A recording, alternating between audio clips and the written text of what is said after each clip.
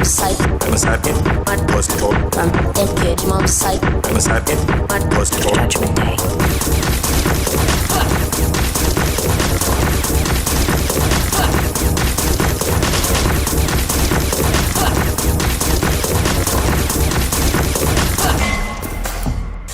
Take this wrong.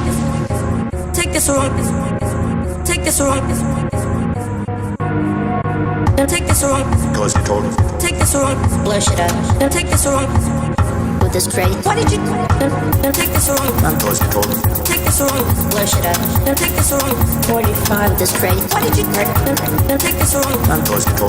Take this wrong. Blush it out. Take this wrong. 45 with this crate. Why did you What are you gonna do?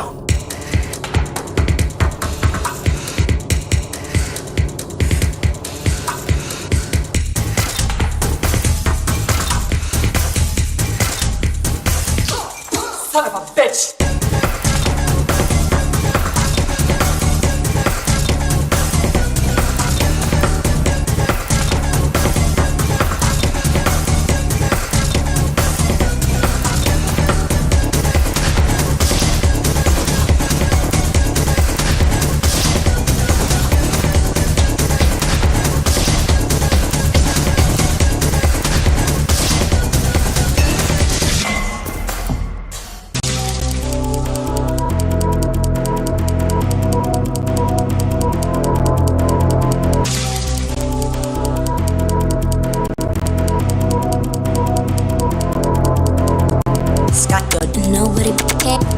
But here, yes, Ray guy, running that like it. But here, go get my Scott good. Nobody can't make it out. But here, yes, Ray guy, running that like it. But here, go get my Scott good. Nobody can't make it out. But here, yes, Ray guy, running that like it. But here, go get my Scott good. Nobody can't make it out. But here, yes, Ray guy, running that like it. But here, go get my.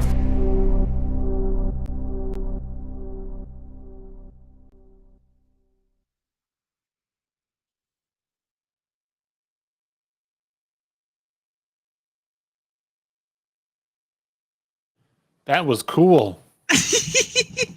Yeah, well, you know, that's pogo for you, man. That was all sounds from, as he stated, it's all sounds from the movie Terminator 2 itself. So congrats to him. But if you want to see more of his stuff, guys, the link is down below in the description, either Rumble, YouTube. Guys created a lot of stuff, but he hasn't done anything in a while. So, but anyway, let's get past the point. Anyway, welcome. Just come out of the shows. Hey, that was pretty cool. What's going on, guys?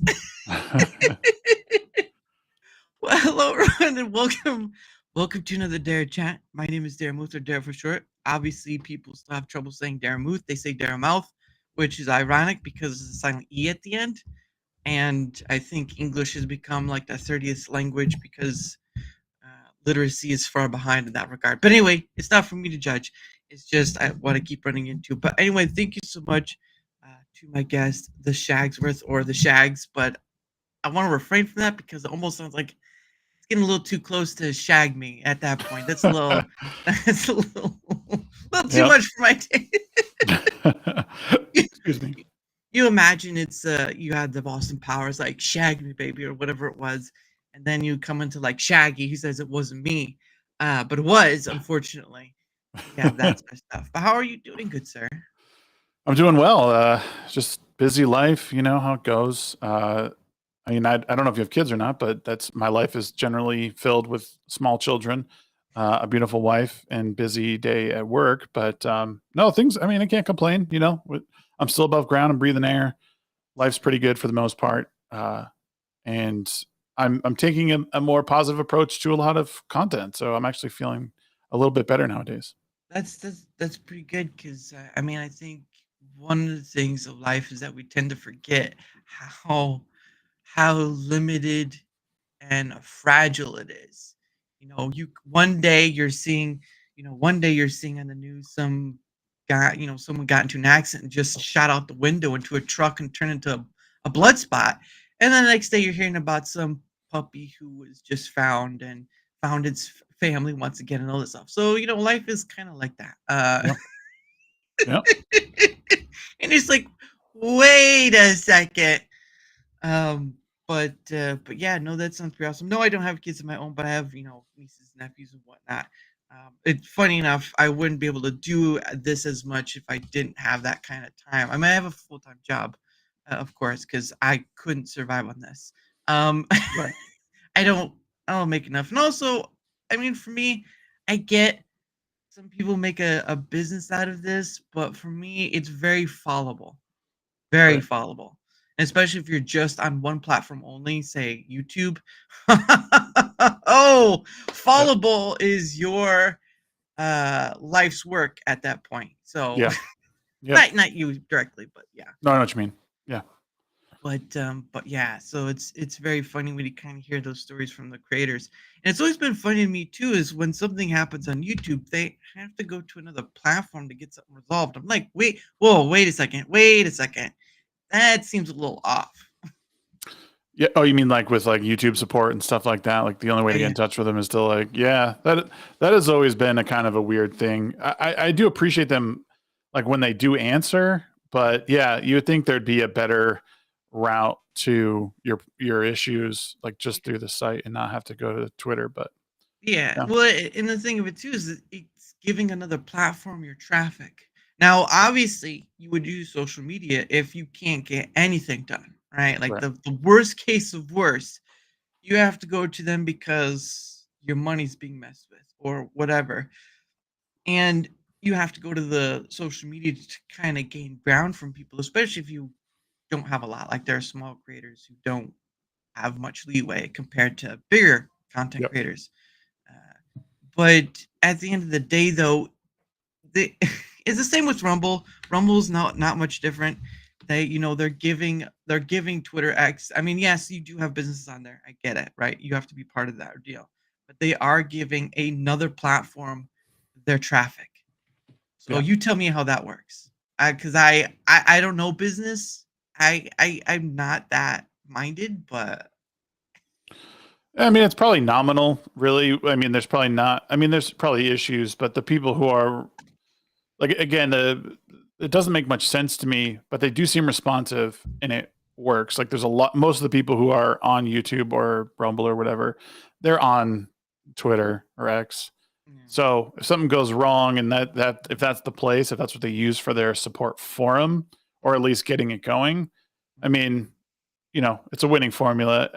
I don't think, I think they realize, and maybe to their detriment, that they are the place to go for live stream. Well, not live streaming necessarily, but like for video content. Mhm, Most of us, like when we think anything video, mhm. first thing you think is YouTube. Yeah, We're making its name, but people think YouTube automatically. So I think they're just like, oh, everyone's coming to us anyway. Like, yeah, even if we direct them there to get in touch with us, it's no big thing because ultimately they're coming back. yeah. Which is the I mean, again, it's just mostly Google at this point. I mean, YouTube has been Google since 2000, late 2007. So there's really not, at a Yeah, certain point. But yeah, no, you're not wrong in that. Like it's big enough to know that they'll still come back. But I mean, all kingdoms fall eventually. It's just a matter of when, not it's true. how. Yep. If you imagine, I've yet to see a ancient kingdom of Egypt still alive today, unfortunately. Um, Probably could say that of maybe some Mid Eastern stuff or like Mid East, but Middle East. Mid East just makes it sound like America. Hey, or stream. How are you doing? It's like in the Mid East. It's like there's no kingdoms out in the Mid East. What the hell's wrong with you? Oh goodness, hi H. Oh, there you go. Look at that. You're getting a hello. Wait, no, hi H. Oh, he's talking to Horace. What? Got that turned around. That's my fault. So how long you been doing this stuff? Like the content thing? Longer than I care to admit. A long time, about 10 years. I think I started in 2015 Hmm. on Twitch. I started as a Elder Scrolls Online streamer, Really? and I did pretty well. I let my ego get in the way in the beginning a little bit, and thought I was deserved a little more than I probably was, which kind of led to me burning out a little bit, and then kind of stepping back, and then I sort of came back and started doing more variety stuff because while I played Elder Scrolls Online for years and then loved it, I didn't want to be beholden to one game. I always wanted to play different things. And but the thing is nobody really likes variety streamers. It's hard to like really get traction. So when I left Elder Scrolls Online full time, my viewer base went down quite a bit, but I was enjoying games. I was just playing whatever I could. And then after that, it was just it was hit or miss because I was building a family, the kids were born, but I wanted to get into some more deep topics. I was playing games still, but I started getting into the Fellowship a little bit more, and I was listening to like people like Eric July and Nerdrotics and G, and so starting to understand like kind of there's other people out there who share similar ideas to me. Right. So that gave me a little steam in that arena, and then I just said, "Oh, the hell with it! Like I'm gonna make a YouTube channel, and I'm gonna just start putting some content out there and record myself talking about anything." And then we started our show. It was a weekly, like essentially culture show called the Midweek Hump that we did for over 2 years. It was awesome. We loved it. But though that came to an end, and I've just been sort of waiting to figure out the next step because I had some health issues at the beginning of the year that needed my attention. But yeah, I mean, it's been like about 10 solid years of ups and downs and trying to sort of find my place in it all, which, it's a bit embarrassing to say kind of, but this has always been a hobby. Kind of like you said, it was never, I never put everything into it because I was working and I had a family to support. Right. If something really popped off and indicated that this might go somewhere full time, I would probably do it. I love talking to people. I do interviews constantly. I debate with people. I write. Like I really want to. I do want to try and help people in a very rational, straightforward way. And I think that's something that a lot of people have missed. So it's what I've tried to mold my content into recently. Yeah. I had years I'd spent just watching other people create stuff, and I really wasn't sure about creating anything, right? You just kind of look and, someone asks a question to the content creator, say, all you need is a mic and camera, and sure. That's not fully, it's not fully true, but there's a point of just getting started is the point getting across. Yep. And so I started just doing pre-recorded stuff because I think when it's not thing, yeah, I think so too. Because if you take things too seriously, because I'm just gonna tell you how it ends is basically the same for everyone. It's just a little difference. Yeah. I said, no, you didn't see that wrong. You're fine.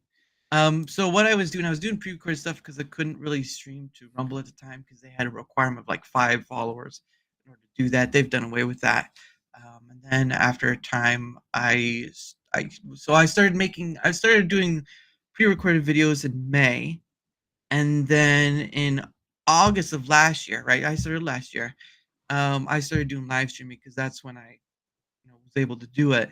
And I streamed to both ends. So I was using StreamYard to pre-record. You can record videos there, so that's what I used, but I didn't use it to stream out because $25 a month, not really interested. Yeah. Because I wasn't making like the things I buy, come from my full-time job. A little bit comes, whatever donations people give, I'm always appreciative, but never ask for, unless it's for. I'll discuss the item later in this.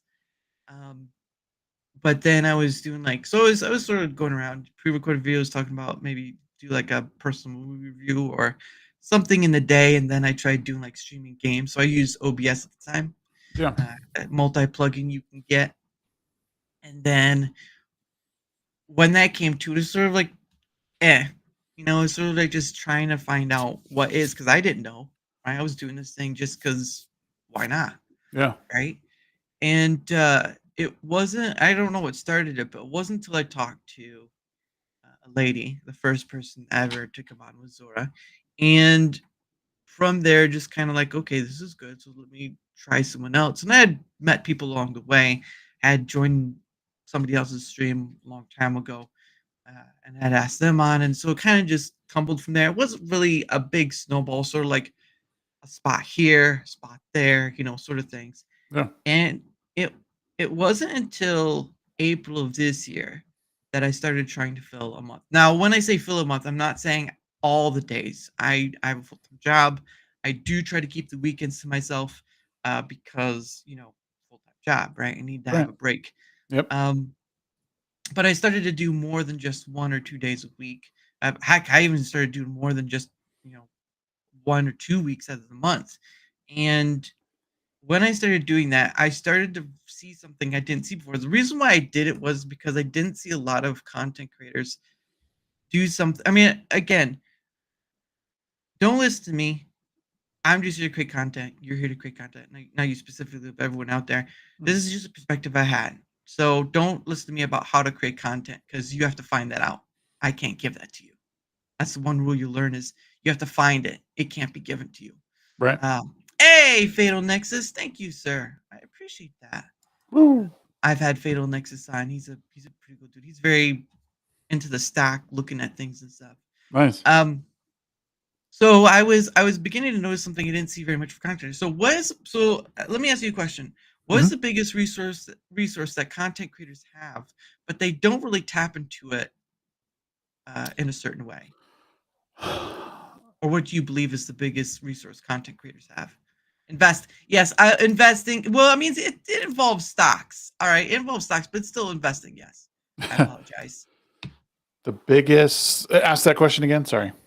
What do you believe in your own perspective? As you said, you've done this for like a decade, right? What do you believe in your own perspective is the biggest resource that content creators have, but you don't think they've fully. I'm asking you questions most from my my perspective, so I don't know how to word it well. But what do you think is the biggest, from your perspective, biggest resource that most content creators you don't feel they tap into well or Their gut. I think want to tap into that. I think people rely too heavily on the advice of everyone else and don't just go with their gut, because the majority of people are doing this because they have something to say. I don't think they're doing it because they want to do it like full time. Like there's like, oh, I have something that I want to talk about. I'm going to put it on there on the internet for people to watch. And even if they are doing it for, to maybe do it full time, they spend, I think, too much time being like, oh, I need to follow that guy's advice, where I think 90% of this is just like literally sitting down with a camera, turning it on and talking about things. It doesn't even need to be scripted, Yeah. and that's and the hardest part is getting out of your own way in the beginning, because you're trying to perfect your videos in a way that reflects your favorite creator.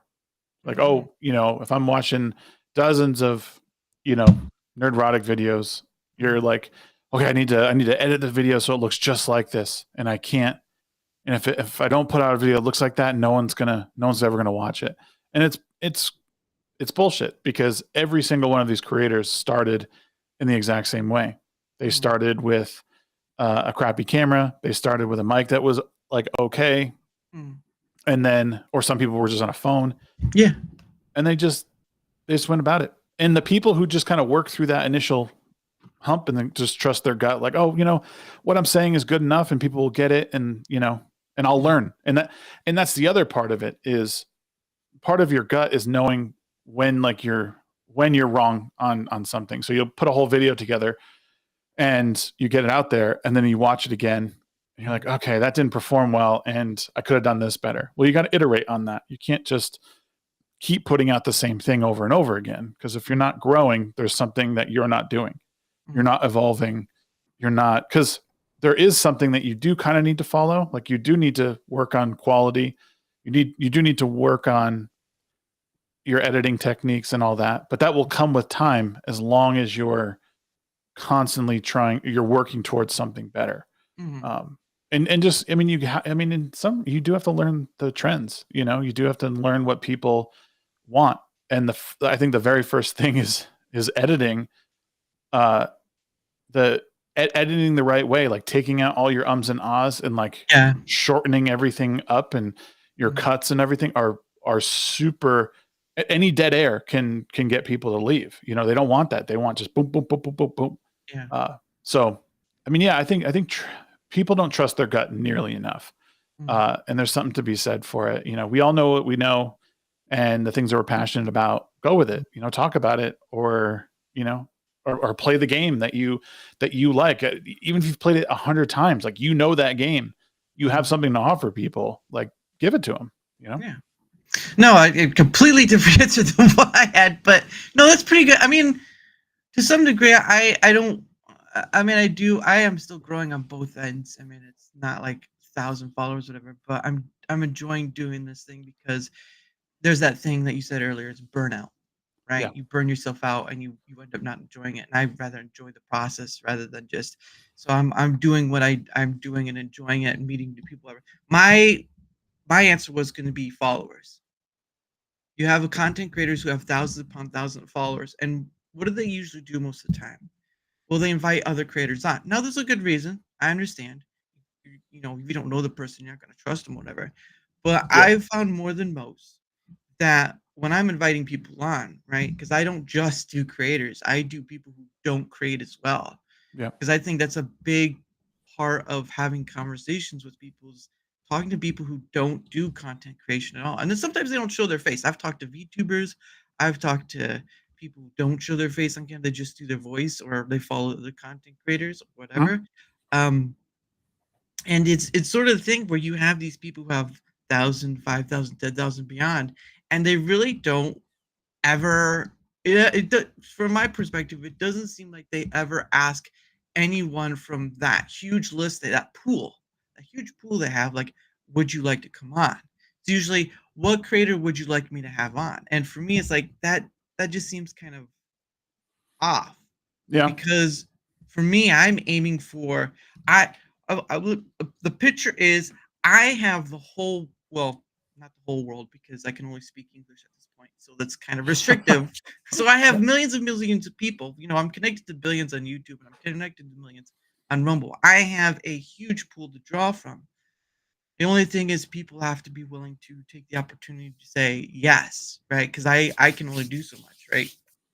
And again, I'm connected to creators, I'm connected to non-creators, but my goal isn't trying to, yeah, it's nice to get someone who's a bit bigger than you, have them on, and maybe go from there. But for this whole sphere of things, I have found the biggest thing missing from all this is just having conversations with others beyond the scope of to make content out of, in the essence of, for the monetization factor, for all this factor, right? If you enjoy making content, don't listen to me.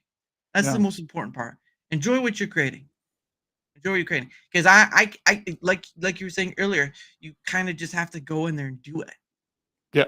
You can't just, I mean, I've had some people on where they watch other content creators to see how they do it, try to learn some things. And there's nothing wrong with that either. Maybe you could find something, and you know, we all recycle ideas to a certain point. Yeah. We just, it's like smashing atoms together, except it's not as dangerous as CERN. But my thing is that we don't seem to have the conversations we can have. It's more of talking on, you know, it's a fine. You know what? Talk on the entertainment industry, talk on the political industry. It doesn't matter. Do what you want to do.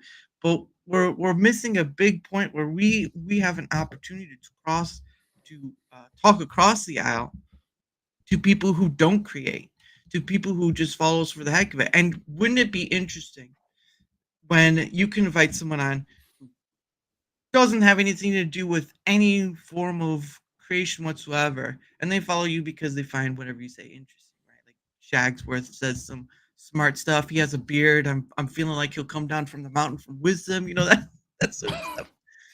But I don't know. It's just, after a while I didn't see that. And like I was saying earlier, in April, when I started doing like the full month sort of thing, I kept finding it again and again. How is it that I, as someone who's new at this, started last year, small creator, I'm not considering myself big in any way, and all this stuff. Hey, Dexnar, how is it that I can fill month after month of people, whether they're new or returning, and yet I go out and I look at all these content creators, and they can't even change up their lineup from different creator to non-creator, right? I get there's a reliability, a trust thing. I've been stood up before, so I Well, understand. look, can I give you my perspective on it? Oh yeah, sure. So Sorry. the problem oftentimes when it comes, and I think engaging your fans is important, and like the people in your community. I think when it comes to the live stream aspect, and a reason I think some might avoid it is because it's a hard model to scale, and the one of the issues I find is there's parasocial relationships that are developed with your audience and you, which oftentimes can become unhealthy. And this isn't me saying I don't appreciate every single person in my community. I love my community. They're an awesome group of people, but I think there's a way, because what I think happens at a certain scale is that someone feels left out. Oh, why is this person on again? Like you need to develop a style in which where people are going to be able to hold that conversation, right? Like Right. sometimes it can be difficult to keep a conversation going. Someone just isn't as, well versed in the banter, the back and forth, right? And it's a learned skill. Yeah. And that can ruin like how your flow goes, and it can get people to be like, oh, I can't sit through this, whatever. So what I think is even more important is not necessarily having people on your stream. I think talking to people from a wide variety of ideologies and background is super important. Yeah.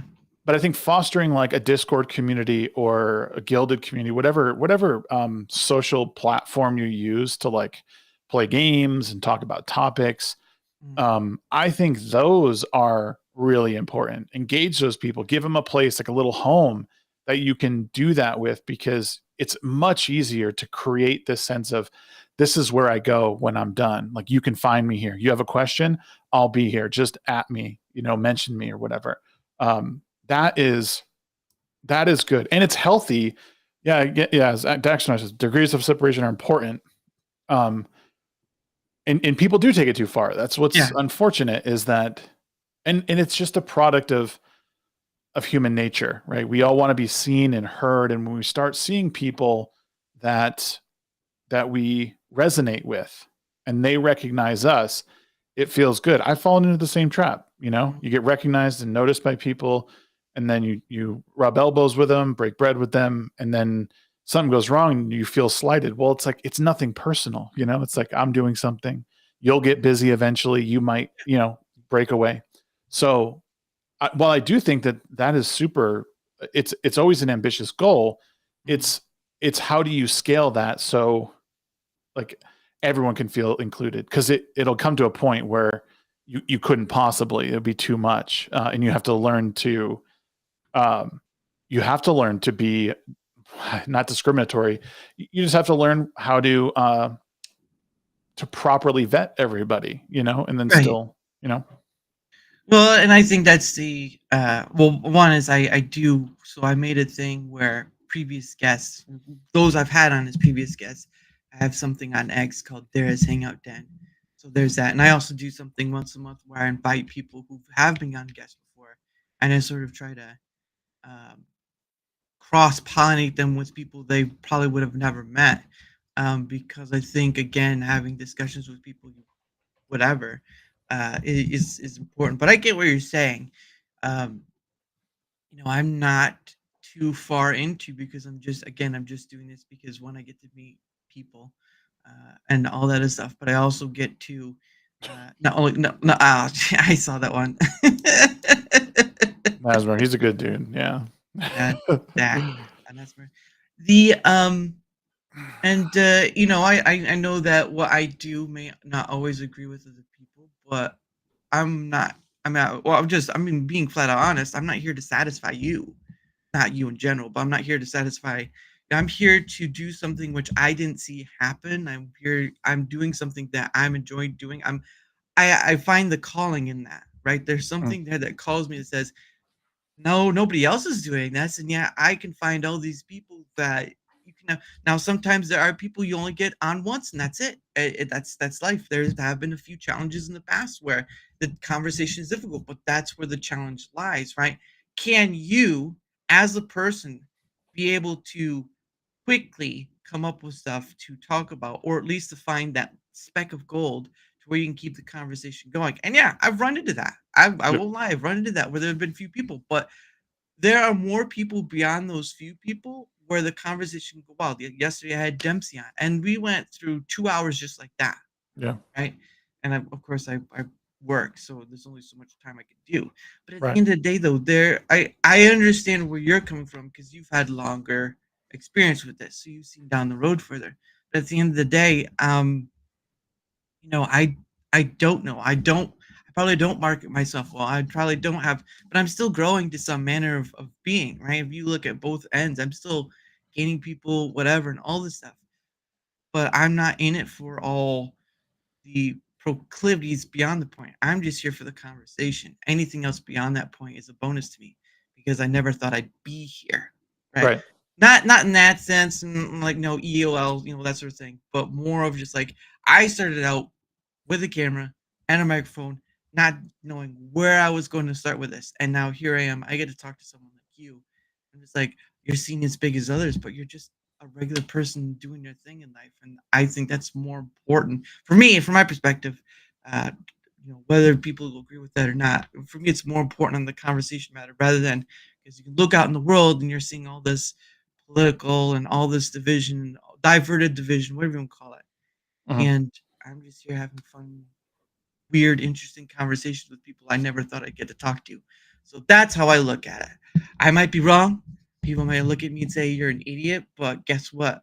I'm gonna be dead one day. I'm enjoying the process. Well, you're online and you're talking to people, and that people will, at some point will call you stupid. It is just a matter of when. Yeah. Well, I've run into. I've already been blocked by somebody I've already had on. Don't know why. I've already run into uh, I won't say names, but I've already run to where there's been some drama, controversial thing, and I've not, dug myself too deep in it. But I've been in some positions where drama has popped up or whatever. But I'm okay because yeah, you're gonna be called stupid or stupid idiot or a lot of different things. Well, even words beyond words, because freedom of speech and all that. At the end of the Well, day, oh sorry. well, I was just say people are petty, and people who can hide behind a screen are even more petty. What is it? The annoying reality is that people will with genuine intent on principles and ethics like Shags and the sound of it, you are Oh, gonna. Oh, sorry, I'll bring it up. no, it's okay. Are gonna have a harder time getting a leg up. Yeah, like having principles oftentimes on the internet is not a good thing because what really drives people to one thing or another is just having these like sort of hard line opinions that and you can't move from them. They have to be divisive. You don't even have to be right. Mm, Is as long as you put it out there and you're the first one to do it and it sounds good and it assuages someone's, their sensibilities, mm, you'll have people. And the more essentially divisive your opinion is, mm, the more people you'll have come to you. There really is no room for people who are rational thinkers when it comes to content creation. And it's unfortunate because you can't change your mind. You can't say you're middle of the road because you're a fence sitter, and if you change your mind, you're this like you just you're switching sides. You can't even you mm. can't even be consistent. It's like no, I'm a human being who can take in information at Yeah. different points in their life and and make a choice. Like I'll always say I'm a liberal. Like I'm very open minded when it comes to everything. I could easily be swayed to Mm, one side or the other if evidence presents itself that's meaningful. And I'm not going to hardline something to my grave if the evidence points to the contrary. That's just stupidity. mm, And you'll see that like a lot. You'll see people, they will completely go to the grave with an opinion or on a topic because their audience demands it. Again, yeah. it's another reason that parasocial relationships can be dangerous is because Yeah. these people need you to say a particular thing for them to feel good. Mm, And that's when everything becomes unhealthy. Yeah. like you're your own person and you change. And eventually you become, and this is the paradox of streaming, is you become Yeah. dependent on your audience. But if you come to another conclusion and your audience is built on the opposite of that conclusion, Mm. like there lies the rub, because they feel betrayed. You lose out money. So most of these big people, these big streamers, these big content creators, they have to lean into what they've grown into, because otherwise they lose that dime. They lose that money Yeah. maker. And that's why I've always been, one is to I advocate for multi-platforming, because again, we've seen the trouble with just being on one platform, and we see what, in a sense, it is kind of sucking up, but not to the sense of like, that kind of sucking up is sort of like, well, all my stuff is here, so I either suck up to get back on my money or all that stuff. For Right. me, again, I get that. My thing is, all that stuff is a bonus, right? Yeah, I know. At a certain point, Yeah. I was like, I didn't want to ask for likes or comments or all that stuff, because I didn't want to play that game. But I understand, in order to be seen more, you kind of have to ask for those things, and I don't do it in some like demanding way or whatever, because I do it because I want. There's so many people out there to talk to, whether they agree with you or not. And I also partly do this because uh, you know, personal bias, right? We have our personal bias, what we grew up with, what we were educated on, whatever.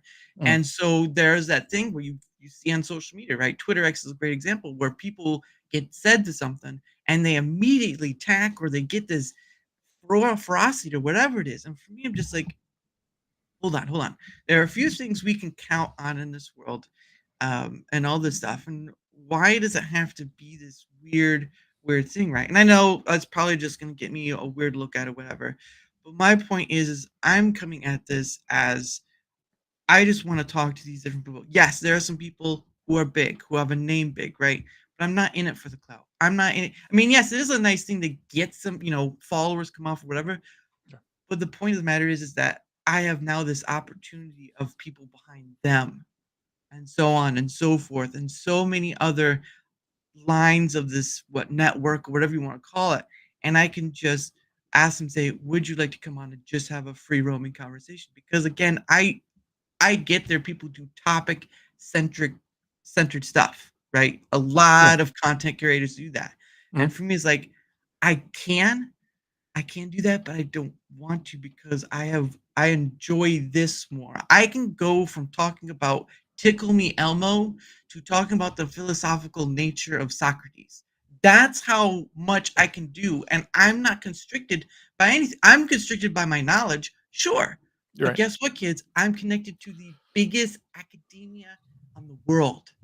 It's called the internet, and it's a tool. Everything you read on the internet's true too. well, let's not go that far. Absolutely, Dags. Shags is sitting on something that I think is a banger. I just reckon it's a longer amount to climb, but the gains. Yeah, I mean, I get the point he was making, that it's harder, right? You play the game, the algorithm, whatever, or snaky, whatever. But at the end of the day, I'm just enjoying doing this thing, getting to talk to people, and Yeah. I can't just walk away from that point where I'm now doing this thing where there's more and more different people, new, returning, whatever, and there's some people I can count on in case something goes, bring on or whatever, but there's something there. There's something that calls me that I can't walk away from and say, no, I'm going to do it differently. Now, yes, I do make shorts for my streams. I use Opus.pro to make the shorts, so there are editing tools. So yeah, I do try to get that a little better, but at the end of the day, I'm just doing this because I'm enjoying it doing it, and I get that's not going to be favored or But looked that's, at. if it's I mean, you just can't abandon your principles, right? Like you're saying, like you do this because it's a hobby and you have fun. I think it's important to kind of keep it at that, if that's truly what it is, because Mhm. again, you have to love this. You have Yeah, to love having yeah. conversations with people. Mhm. And like I'm saying, if it's something that is ever going to be more than Mhm. just your hobby, like Yeah. it needs to be a true love thing. But even the hobby part, like if you're just doing it part-time, like, really enjoy what it is that you're talking about, and and even to some extent look into the people that you are are going to talk with, because I mean, there are so many cool people out there. Yeah. But you do want you like, what could you get out of those conversations? And maybe it's not. Maybe the opposite is, I don't look into them because I can have a way more free fire conversation, and I don't really need to know who they are because, well, they're just human being. We'll sit here and we'll talk. Yeah. But yeah, I mean, just because you're going against an algorithm or the conventional way of doing something doesn't make it less worthy. It just, like, for Makes me, it harder. it does. It makes it harder. Like I said, it's a steeper mountain to climb, or even like a longer mountain. But for me, the journey is what's so good about it. Is each step I take with new people that might come over. Like, for an example, I was doing a debate one day, and we're just debating something. I think it was some pro-life debate, and Right. at one point or another, someone came into the stream and like followed, like subscribed to me, and was like, "Hey, I was on TikTok on a thing, and you were awesome, like great job, like you know, totally dunked on him or whatever." Like, totally pulled someone from the other platform onto YouTube. And like, this is why I do it. Like, even if it's just one person that I can like reach out to and plant a seed, that's really important, you know, because that's all it is. It's the paternal instinct in me now that I need to teach and ingrain some self-worth in people, because it's really, you know, some people have just been told they're pieces of crap their whole life, or they can't do something, or they're not good enough, or whatever it is. But or they've been lied to, and it's like, here, I'm not gonna lie to you, or I'm at least gonna speak in a manner that allows you to think on your own. And hey, maybe I'm wrong, and maybe I'll listen to something someone else says, and maybe I'll learn something. Yeah. But the point is, at some point, we all have to be vulnerable enough to be wrong, and then learn from that. Or again, like, having that person come over to my stream and be like, "Hey, like, I really liked what you said. Like, you were really level-headed." Like, that's the point. You learned something, and you might take that to someone else and offer someone the same courtesy. Yeah. No, and I find, and that's the fascinating part I find about this, is that you can do, look, we have, the internet is a tool. No matter what anyone says, the internet is a tool. Yeah. So not much farther than that. The fascinating factor is I can do this thing right here, right now, and we can reach. I mean, I don't know where you're in the US, but we can reach a far distance, and it's like we're right there. While other times, the other side of that coin is flipped, and you have people using it in such a disastrous manner that it becomes sort of like, why would you use the tool anyway? Yeah. And all that stuff. Look, my thing is not for everyone, and I'll probably be looked at as some clown or whatever, and that's fine. At the end of the day, I gotta stand on that mountain or hill or whatever, and just enjoy it. And if people don't agree with that, that's okay, because you know what? The field of content creation is wide, even though there are so many people who play games. There are so many people who are talking about movies. There are so many people who are talking about the entertainment industry. Yep. It's just so much of one thing. And you know, that's why I always try to placate that. Look, I am just talking from my end of things. Like, you're talking about your end of things, 10 years, starting with Twitch, all that stuff. For me, I'm just doing the same thing. It's just I didn't start at Twitch or 10 years. So Right. there's that too. Yeah. But I just, as I said before, I can't pass it up, because there's something there. It's like it's the thing that just draws you. Maybe it's obsession, maybe it's just some weird thing or whatever. But at the end of the day, there's something that draws me out of this whole ordeal, because how is it that I can do this? And yeah, somebody could look at, like, this is my calendar for the rest of November right there. Damn. Someone could look at it and say that's tiring, but I'm like, the only tiring part of it is that I don't have enough days. Yeah. Yep. And it's just because I've talked to over, I haven't done a recent count, but I've done over 100 different people. And I don't recount people who've come on multiple times. They have their own counter. But I have had over 100 different people. I'm like, how is that possible? How is it that I'm a silly person, right? Doing this thing with the mic or whatever. And I did upgrade my mic, so There's that. How is it that? Yeah, well, it's less than $100, so don't worry. It I didn't works. spend. Yeah, it works. I didn't spend like $1,500 like some of these people do. But how my and that again, it brings me back to the thought: is how is it that I can do this thing, and yet I look at other content creators, or I haven't the content creators I've followed, right? Because I can't watch everyone. There's not enough time in the day.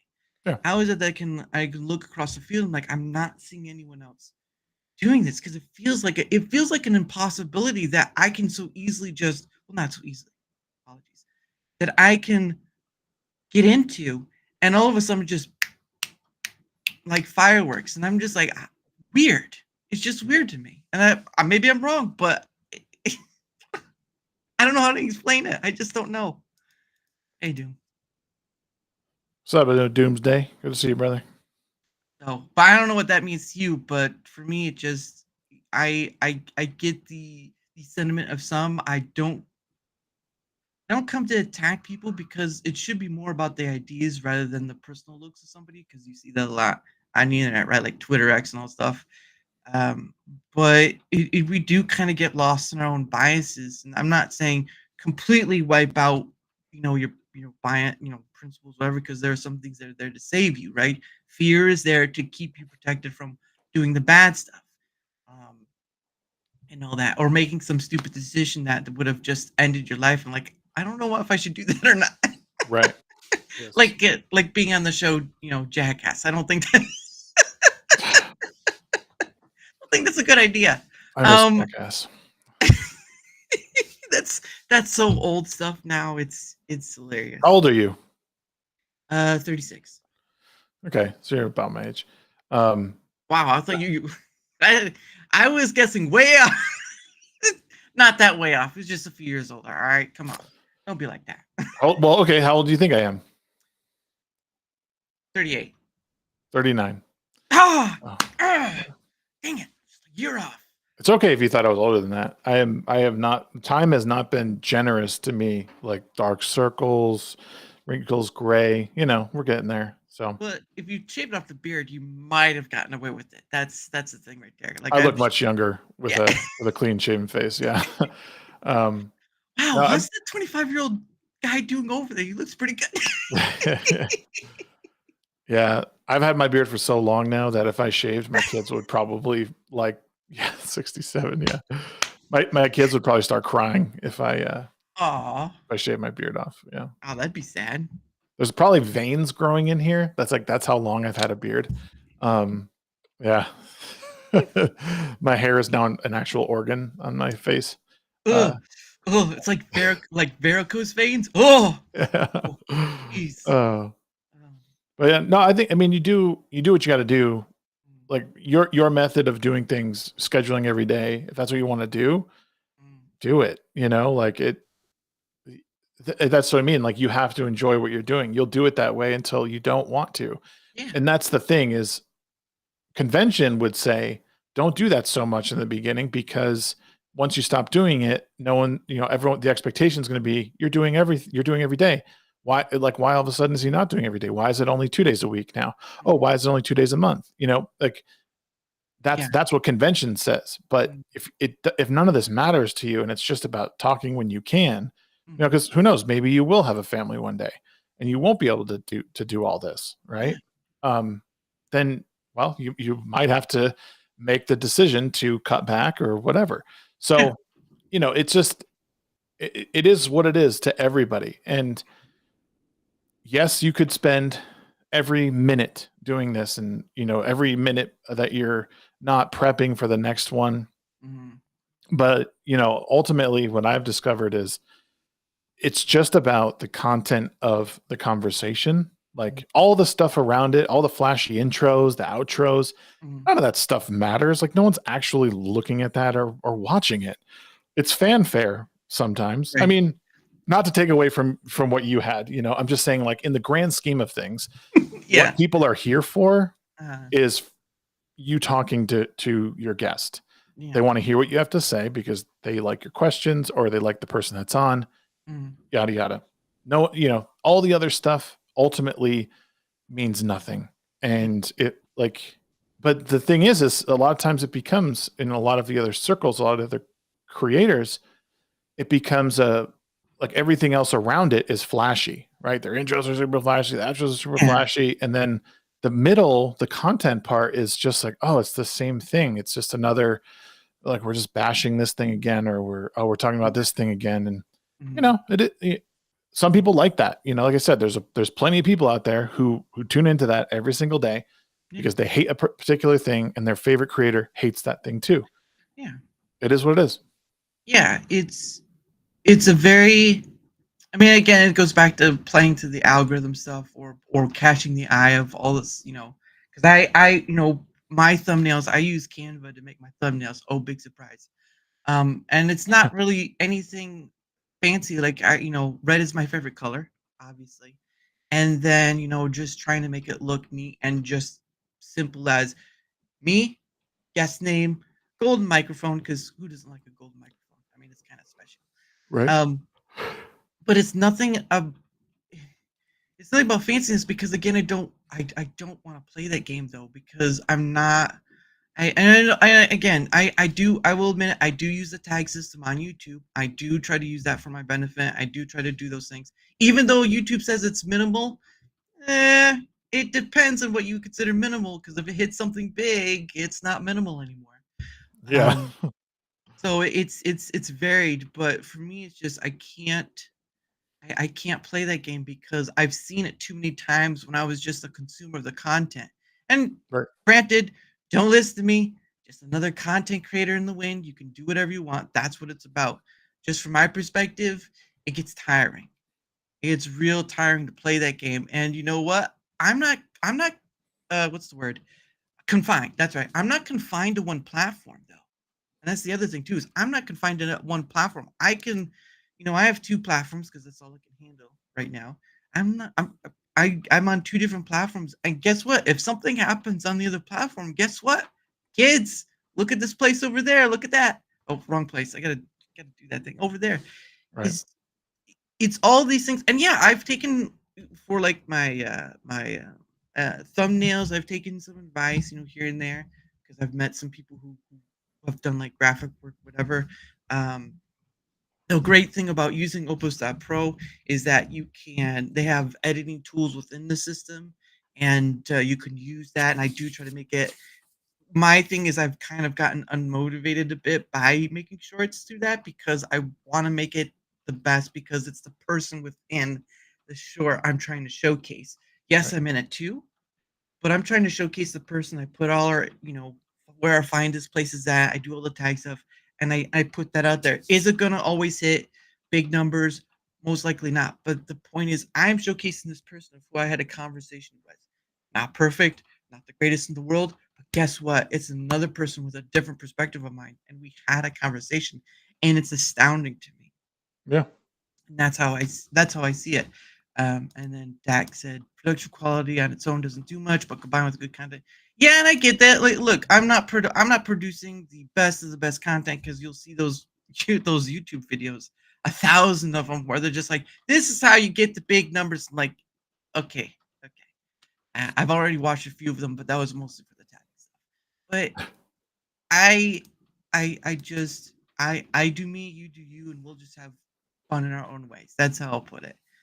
Nothing against you, of course, Shags, because you have more responsibilities offline than you do have online. Right. And I think when you choose what is more important to you, in that matter, especially like you said earlier with your health stuff, I think that shows that you know where the importance lies for you.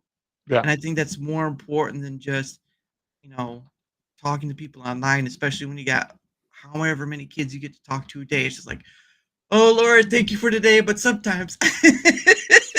let me tell you how vile the internet can be sometimes. Like, I spoke about, like, I was in an interview. We're just talking about some comments I made about just general content creation. And I was talking about my health issues and why I don't I don't make content regularly. I've kind of plateaued it in YouTube, and that's, I'm not mad about it.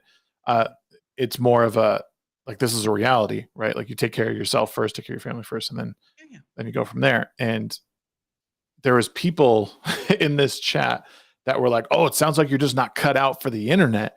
Oh, like just like it was all this and all variations of that. Like again, it kind of comes down to like people on the internet, they talk really tough and they try and like put this perception that they know everything. And this is where middle of the road always gets you in trouble, because like you and I, like we're just trying to have a conversation, and I just like to have conversations with people, and I like to put out what I think are good options for people to maybe pursue in becoming better people and, you know, better parents or whatever.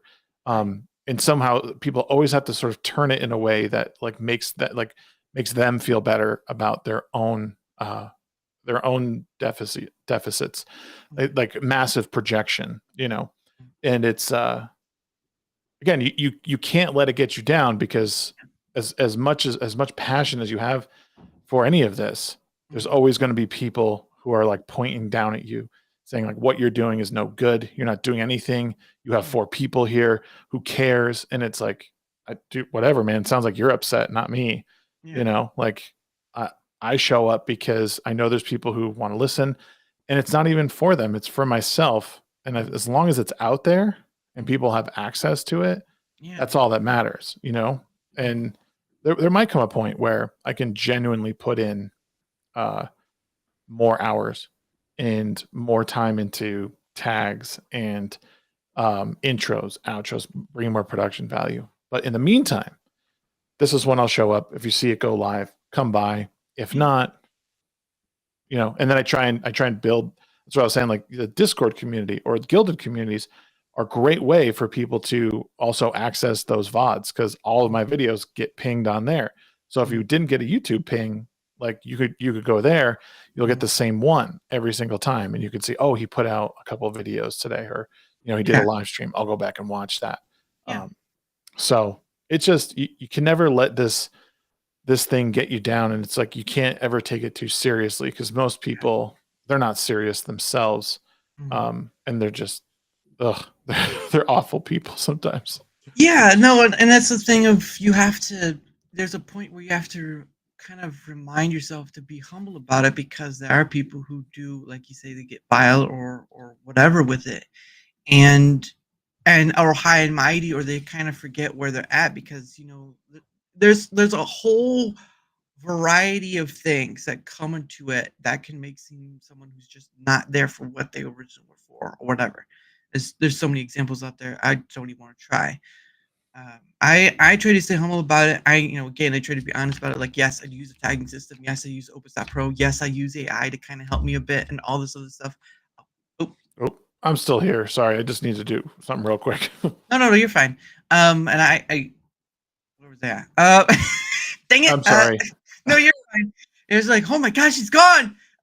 No, it's just I know that, and for me, I think the best reminder out of all of that, right, beyond the haters, beyond all that, is that, look, I'm gonna be dead one day. All this stuff you see right here, kids, is all temporary, and you know, there's something I can get into on a certain matter, but the thing of it is one day I'll be dead, and I can't do this anymore.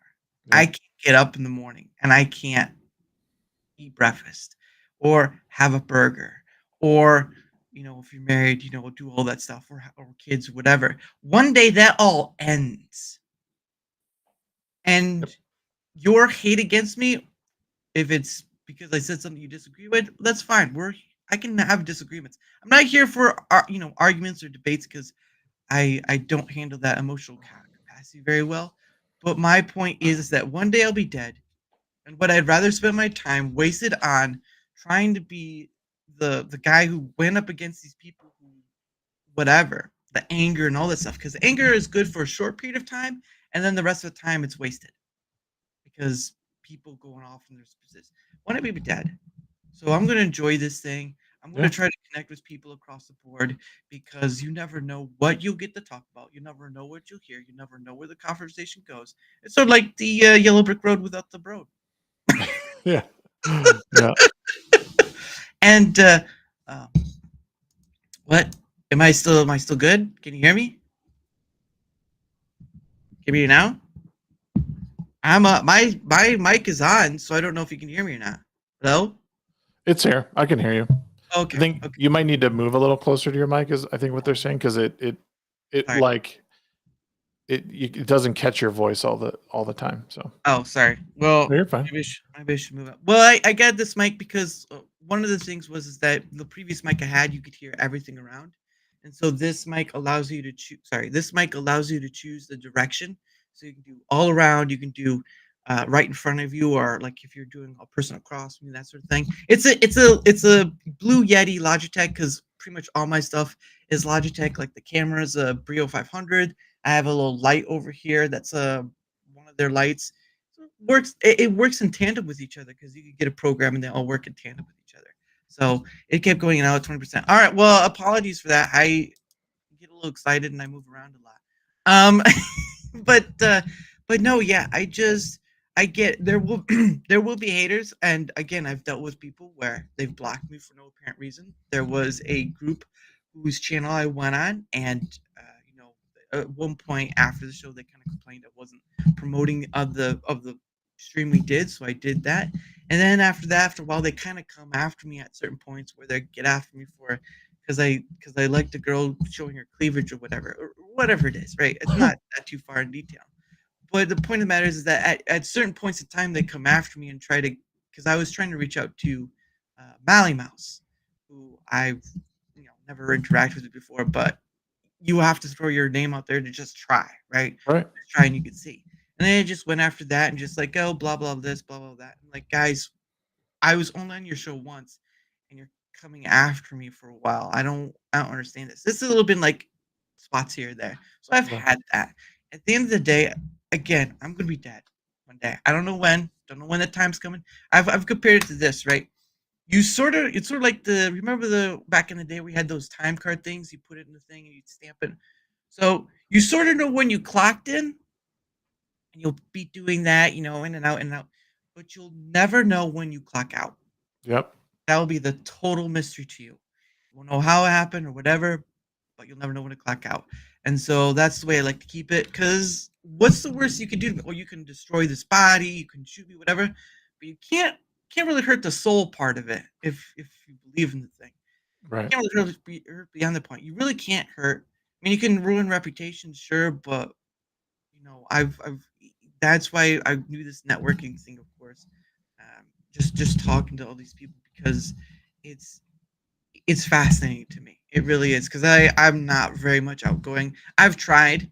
So there was a birthday party, a nephew's birthday party, and there were a lot of people I didn't know. They were mostly there because they knew my sibling and her son. And beforehand, I wouldn't have done very much talking, just kept to myself, maybe talk to family when I was ever, just kind of all this stuff.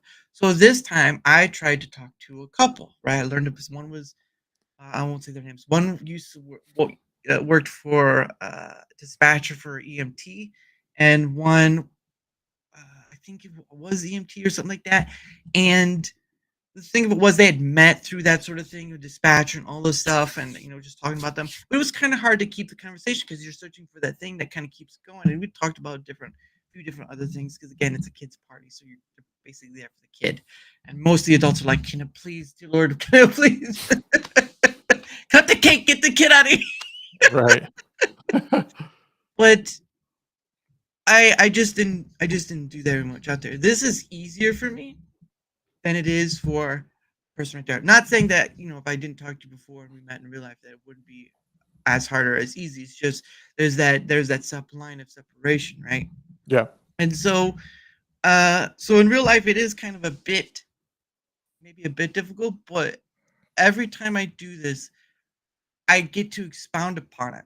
So just to try to give some context, when someone asked me how would I describe this show, right? I kind of did this thing. I kind of was like, well, it's a free flowing conversation, so all stuff. But then at one point, I was like, well, it's sort of a cross between Whose Line Is It Anyway and the Craig Ferguson show, right? If you've ever seen both of those, you would they're both improv. They both stand on the line of improv. But if you've ever watched Craig Ferguson show, you would know he would just keep going, right? He'd do this thing time and time and time. Now, if it was a pretty woman, there'd be more than that, but that's a totally different subject. But with the guy, there'd be like, and there'd be more than once that they were there to movie, TV show, whatever, and they never get to it. And I'm like, that's pretty awesome, right? They come to promote a movie and they never get to it. And I'm just like, why not have that? Right. And of course, I enjoyed watching the Whose Line Is Anyway with the Drew Carey era, because that's what I grew up with. There was, of course, the UK version. Didn't watch any of that, although some of the cast came over. And then, of course, the one with Aisha Taylor, which was later on, because Drew Carey's with Price is Right. But it was just sort of like you saw these people. It's their profession, right? Improv and all that. But you saw these people, and on the dot, they could come up with something, or at least get close enough, right? Even if they goofed up, people would still laugh. And Craig Ferguson, sort of the same thing. You had the skeleton bounce off and all that stuff. But it was that improvisational part where it's just like, imagine, if you will, you have two people sit down and talk together, and it's just like pow, pow, pow. And then, of course, like you said earlier, there are people where it's just like it's a little more difficult, and all that. And communication's a learned skill. Like people don't realize that talking to other people, as much as we do it, doing it effectively. Yes. Like it's a full-time job that people coach others on how to effectively speak in front of others, and just basic communication, learning social cues and, all that stuff it's not something that it's innate, I think, in a few people, but most people have to really, really practice like their cadences. And then, everyone is, and in real life, it's different. It's easier to read people's body language. It's like you can't see what I'm doing except like with my eyes and then my mouth, maybe. Like you literally have to, like, if I'm ready to say something, maybe like you might have to like see that my mouth is open. I don't know. Like, but in real life, like I could see you fidgeting, or I could see you, looking around a little bit more, kicking the dirt. So it's easier to read how people are, or if someone's just genuinely 100% uncomfortable, like you could tell right away. And I spent basically my entire professional life in the service industry. So like communication and reading people is what I did. You get 1 minute, basically 60 seconds when you walk up to a table or someone sits at your bar. Okay, who is this person? Like you got to figure it out real quick, and and be able to give them an experience based on that evaluation. So it's hard. It's not easy. But anyway, I went a little after, but it is the top of the hour. So what that means is so some content creators, when they do promotion for their guests and themselves or whatever, they either do the beginning or the end, or they kind of do sporadically throughout. I sort of do it at the top of every hour because sort of a timekeeper, really, right? Oh, another hour's come. Let's take a small break. Let's promote ourselves and all this stuff, because I do need to take a small break to go to the restroom. But anyway, so I did put all your links that I could find down below. So if you want to sell yourself, but not like that, the floor. Well, don't, please, dear Lord. That's next thing I know is Shagsworth selling it, just showing up his leg up on the streets. Like, oh, I didn't mean it for to happen like this. But if you want to promote yourself however you want, it's there. I'm going to take a quick trip to the restroom. I'll be right back. Cool. Hold on. Let me get you. There we go. All right. And big and me. Hi. Hello, everybody. Hi on YouTube. Hi here on Rumble. So what could I say? I could say that you could follow me on Twitter, and you could follow me on YouTube and Rumble as well. You follow me on everything at the Shagsworth. That's where you can find me. I do videos on just about everything. Most recently, I have been taking a bigger interest in movies and entertainment. My TikTok, if you guys are on TikTok, is starting to fill up with stuff like that. I mean, it's just what I do. I do live streams for the most part. It's not really all the way scheduled right now. Wednesday nights, usually we do a live stream on Twitch to play games. And then we're going to be getting into, come come early next year, January, we have a brand new show coming out, which will be it'll be Wednesday nights talking about a movie a week basically, and I'm really really excited for it. The show is actually called Plot Points and Power Ups. That's the name of the show. So I'm super stoked to get that rolling. And like I said, I'm starting to do some content now regarding movies and TV shows, and that stuff is pretty exclusive to TikTok right now. I actually tweeted today that there's all this talk on Twitter that YouTube's not the place for positive content. Like I've tried doing positive content and nobody watches it. And I just said, well, go utilize TikTok. I know people don't like it, but if you want people to view your positive content, that is a place. And for whatever reason, I consume a lot of negative content too. Like I watch a lot of political stuff, a lot of cultural stuff that's just kind of like womp womp. But still, the entertainment side of my algorithm is all people who are super stoked on movies, and their stuff goes viral, like hundreds of thousands of views, millions of views. Like it's no joke. Like people dismiss TikTok as like, oh, it's Chinese spyware or whatever. It's like, well, you know what? All this stuff is tracking you. All of this stuff knows where you are. If it's something you're interested in, if you want your positive content out there, I suggest you utilize it. The technology is there. And like I said, if you don't think that all these companies are collecting data on you and tracking you, you are dumb. You should just throw this thing right into the garbage because it's just what's happening. Anyways, thank you for giving me the floor. No, you're wrong. And yeah, I did try to use TikTok once, but after a while they stopped letting me upload. So I don't know what I did. Yeah, and I was like, nope, I'm just gonna delete it. But that was a long while ago. So for and again, guys, his links are down below. So if he's worth, check him out. If he's worth the follow, give it to him. I know a lot of content creators say go and follow this person, but I'm like, not all follows equate to views. True. And so for me, it's like I want people to choose you because you make something that they want to watch, right? Like they watch you because there's something you. So instead of telling them just to follow you because they should, I say, give him a look. If he's worth the follow, give it to him because you've already checked his stuff out. They've already checked your stuff out, and they say, yeah, that's pretty good. So the follow's already there. It's just they got to check your stuff out. Yep. That's why I always found the weird thing about content creators is that they will, go follow this person because they want to give. But a follow does not always equal a view all the time. Like someone who has 1 million followers is not going to have 1 million views at the same time. Yep. Yeah, well, of course, Jack. Yeah, of course he's worth it. Like you are too, but you're not on here, so I like Jack. Jack's a good dude. He's been on like 10 different times already, so don't get me started. Oh goodness. But anyway, for my end of things, whether you're on the Rumble side, whether you're on the YouTube side, if you wouldn't mind leaving a like, sharing the content, or leaving a follow or comment. Any or all of it helps because again, it's all the engagement factor, and the engagement factor not only helps me being seen, but it also leads to having other different people on. Again, I've had people who were creators, and then sometimes people who were followers of them would follow me, and then I could go to those people and say, "Would you like to come on?" Right?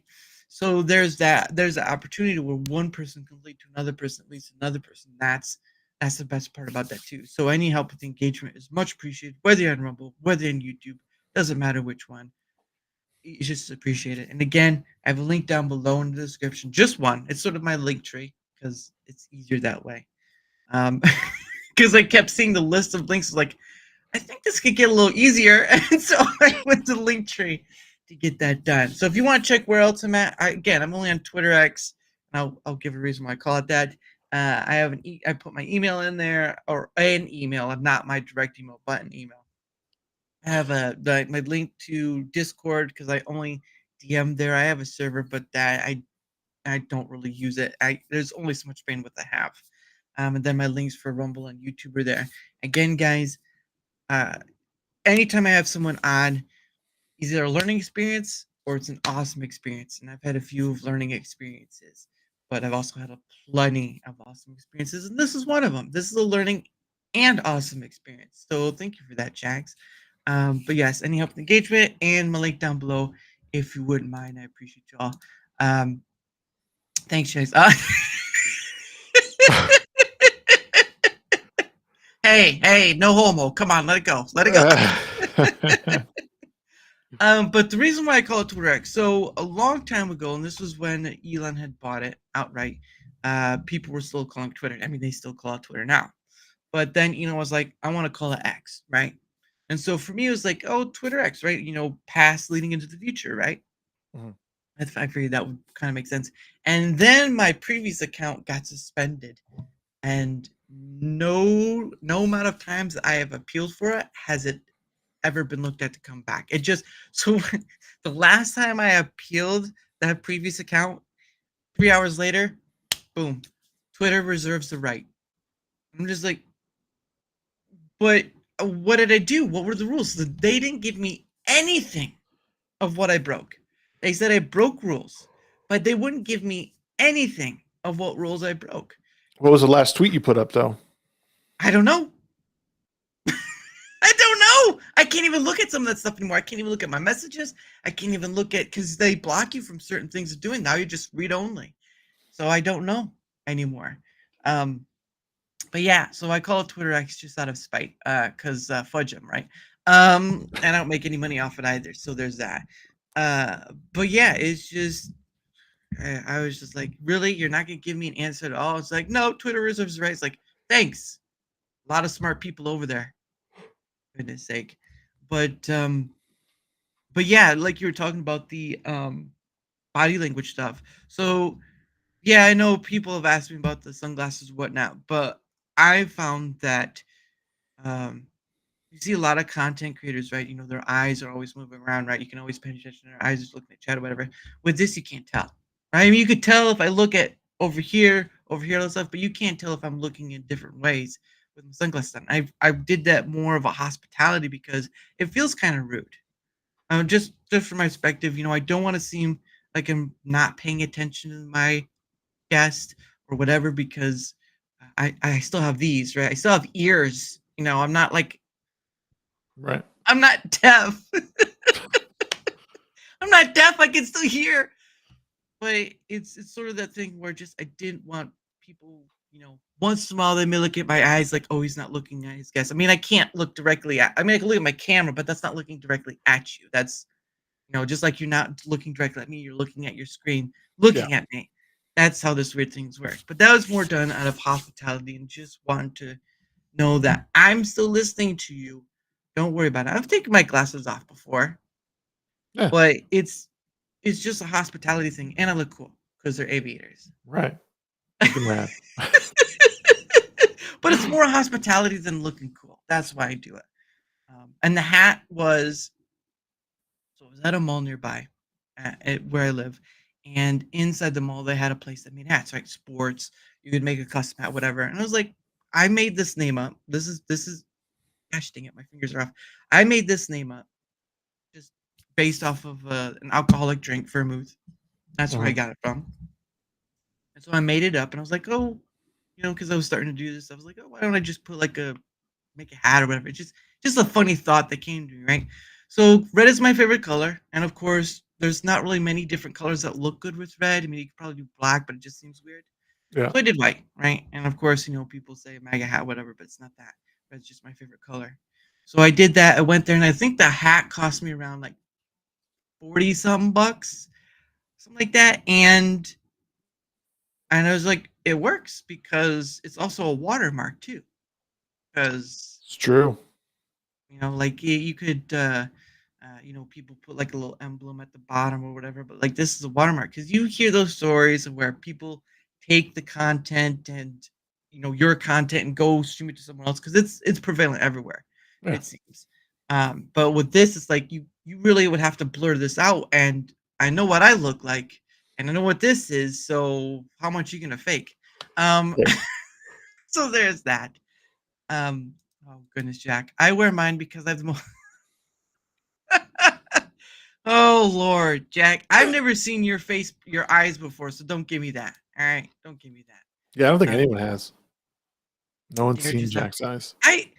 I've shown my face before. It's nothing like that. Goodness sake, Jack. I've told people I'm from Indiana. It's really not. I mean, if I'm not giving too descriptive, I'm just saying here. Um, so you were saying earlier you were at a interview or conversation where you were giving your perspective on content creators and sort of. I know you said something about negative stuff or whatever, because I know people play to the algorithm or they do this thing where it gets the eyes on them. Right. Mr. B stuff. You could do all that Mr. B stuff, or you could do those mother grubbing content creators that like to go to different countries and mess things up for the rest of us. But what was it that what was it that you've seen from your end of content creators that you're just like, that's I don't agree with that or whatever? Because it sounds like there was something. I'm not sure. I just figured I'd ask. I mean, it's stuff I've said kind of a little bit tonight. Is that, I grow tired of the negativity on, I mean, especially, I mean, somewhat in the fellowship, but also fellowship adjacent communities that have really leaned into how bad everything is and don't spend enough time talking about all the good stuff that's out there. And it's one of the things I've taken pride in doing over the past couple days is leaning into like what I really like. I talked about Thank You for Smoking. I talked about Prison Break, and like I've just been talking about things that I like, and it feels so much better to do so. Yeah. And again, that's why I'll lean into TikTok right now because I can do shorter videos and do it right from my phone. Like there's no expectation of like quality necessarily with stuff like that. A lot of the like movie critics and stuff like that they're doing the same thing. They're sitting like at their desk. You can see like the house in the background and they're just talking about a movie that they love. Yeah. And quite honestly, to me, that's much more fulfilling because what happens is you talk about things in a negative light so much that, I mean, again, that's what you become, and that's what your content becomes. And the expectation becomes you need to just badmouth this and badmouth this. There's never a let's talk about all the great stuff that's out there. Like I'm not going to shill for something that I hate. Like I'm not going to watch a Disney movie that's patently awful and sing its praises just so I can get a movie premiere ticket. Right. I'm going to give my honest feedback, but also the honest feedback doesn't need to be scathing. It doesn't need to dig at like the heart and soul of an individual in a company, right? Like something I'm learning is like, or it's not that I'm learning, like I know, in that sometimes you lose focus of it when you start going down this content road, is that there are real people working in these jobs. Some of them probably are evil. A lot of them are just trying to collect a paycheck. They're just trying to feed their family. And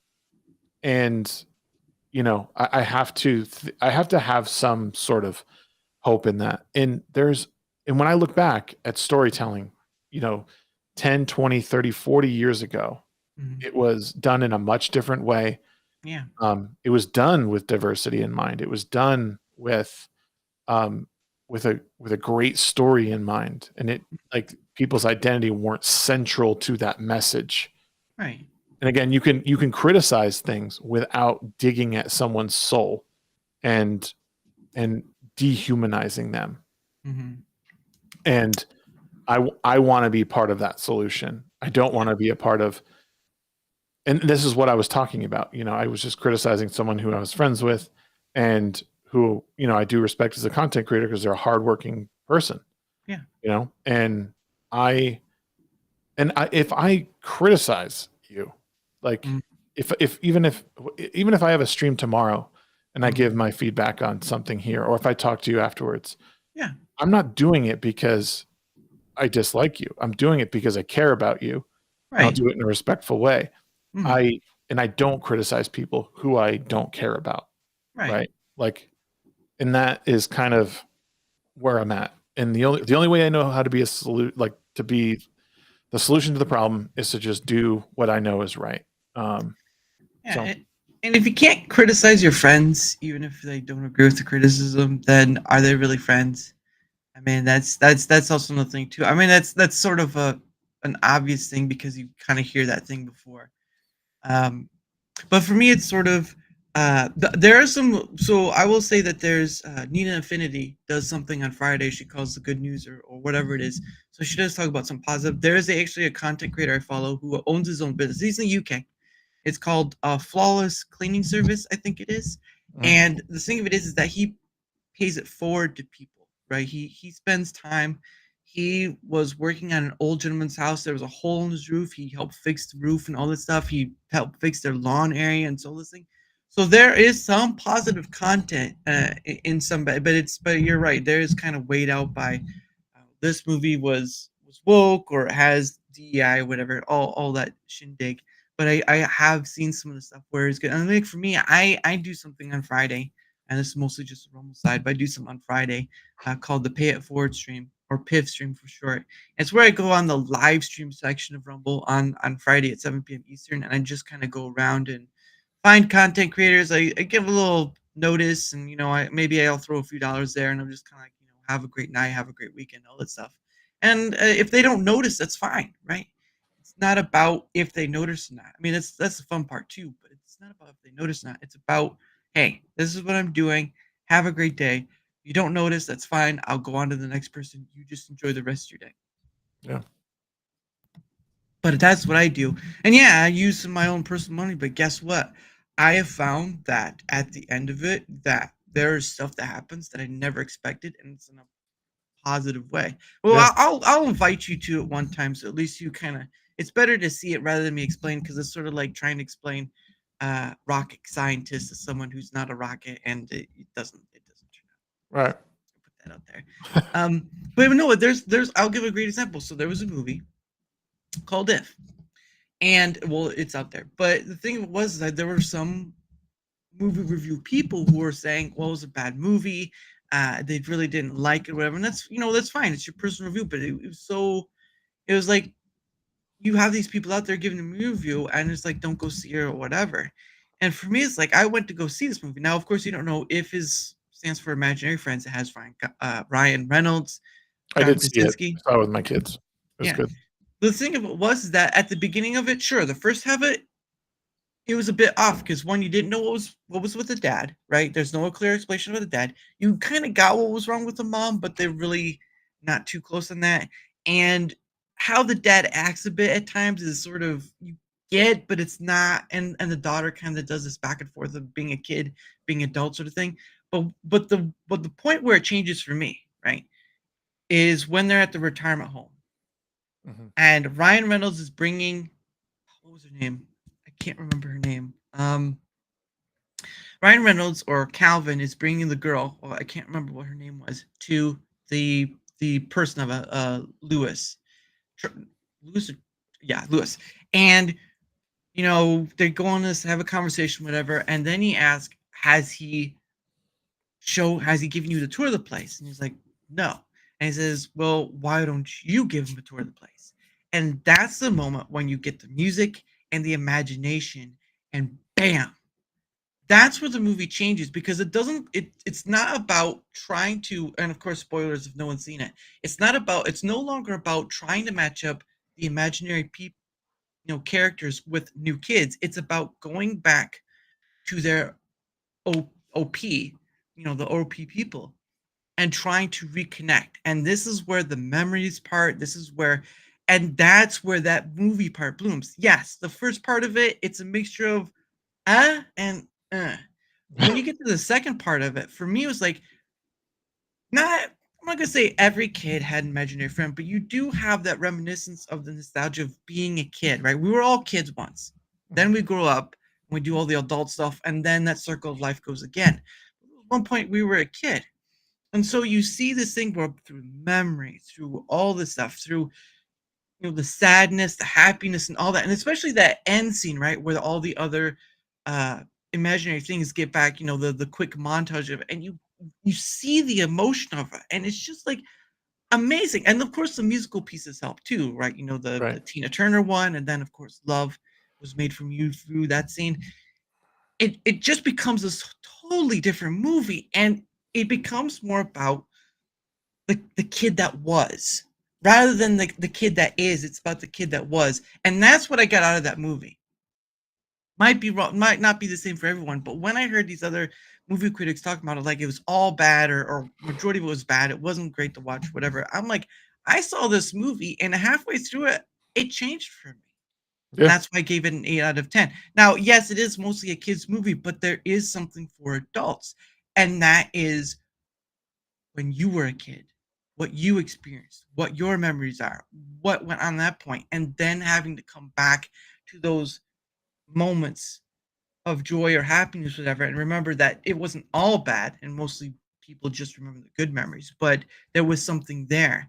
Yeah. And that's what I got out of that movie was yes, it's silly, funny, and you know, Ryan Reynolds was pretty good in his part, but Yeah. I just couldn't agree with that criticism because it changed halfway through for me, and I couldn't see it the same way. It just Yeah. didn't be that way.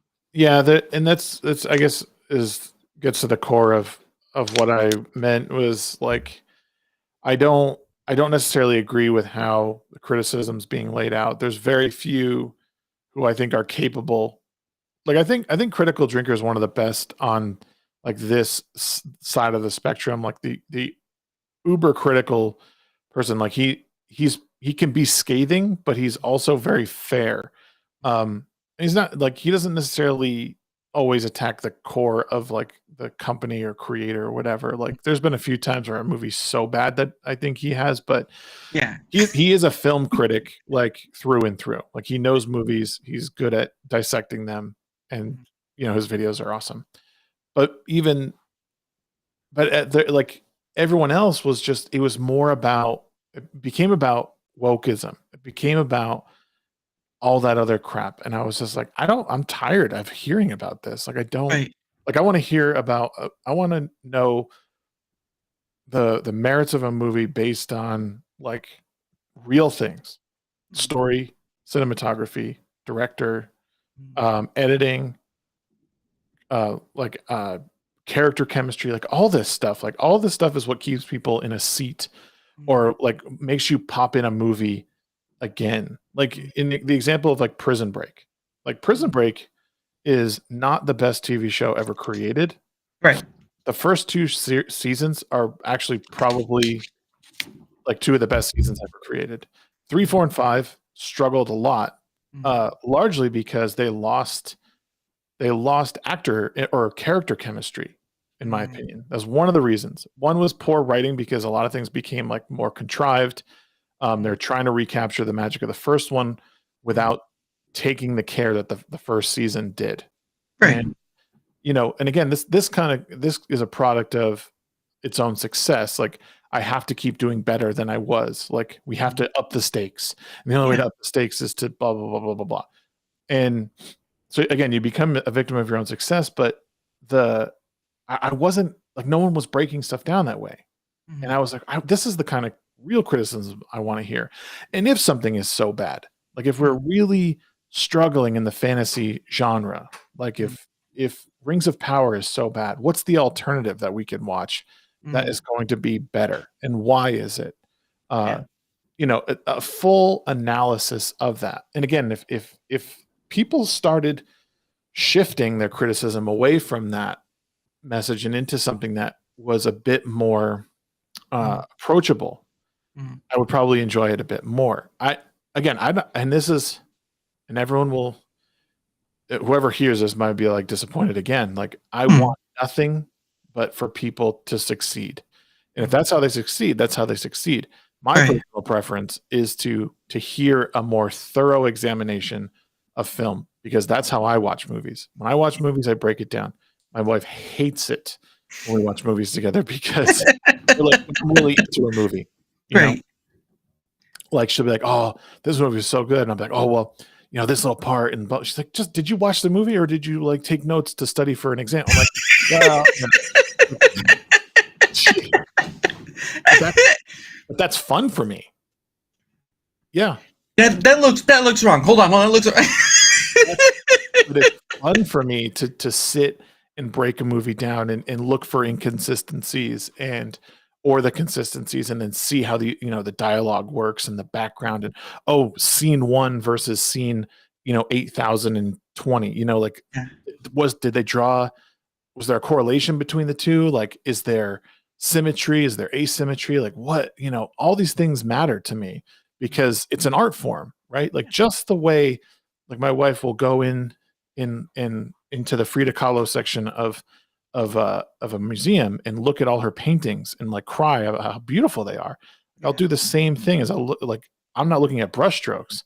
The brushstrokes that I'm looking at are much different.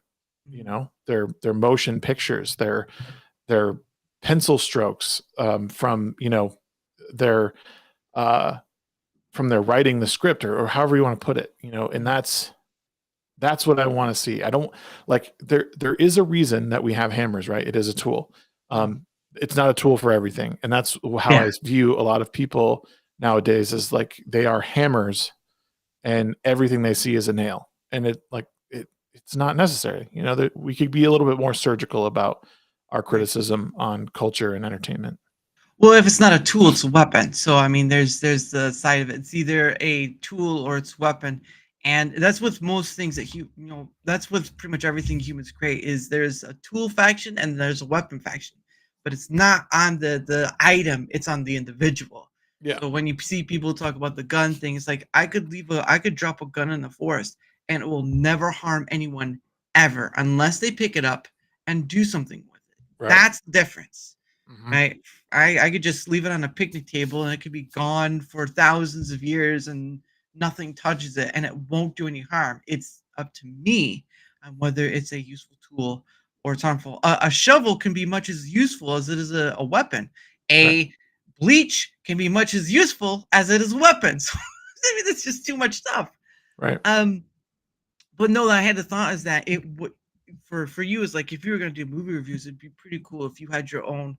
You got to rent a movie theater thing and just got to sit there with your thing, and then as you're kind of giving the reaction to the movie, you're sort of having the movie flash on you a bit. But that's more like production quality thing. But that's just a thought I have if you're going to do movie stuff, that would be pretty awesome if you were just. I probably would.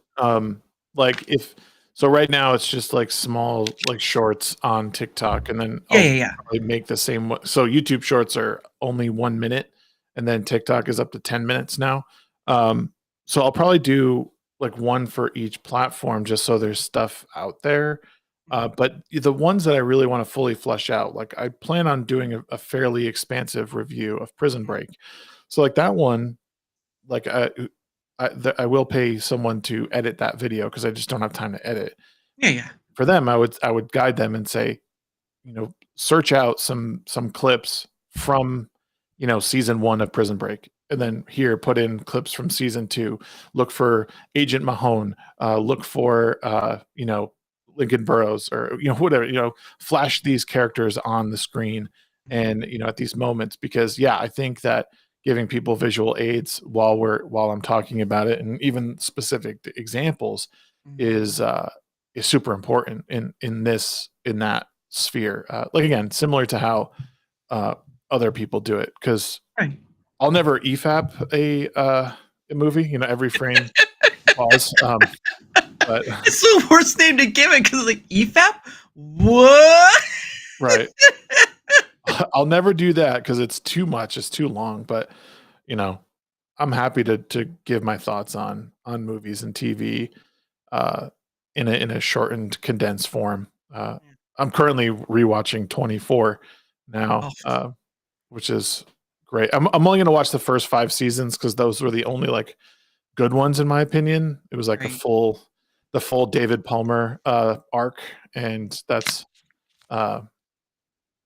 It's funny because people are like, "Oh, but it's a story about Jack Bauer." I'm like, "Yeah, but like really, it was Jack Bauer and David Palmer. Like they were like that. He was the president and he was the senator and all that stuff through all the first 5 seasons, and that to me was like the best years. And they kind of used him posthumously in subsequent hell? Sorry, my kids are running around upstairs. Scared me for a second.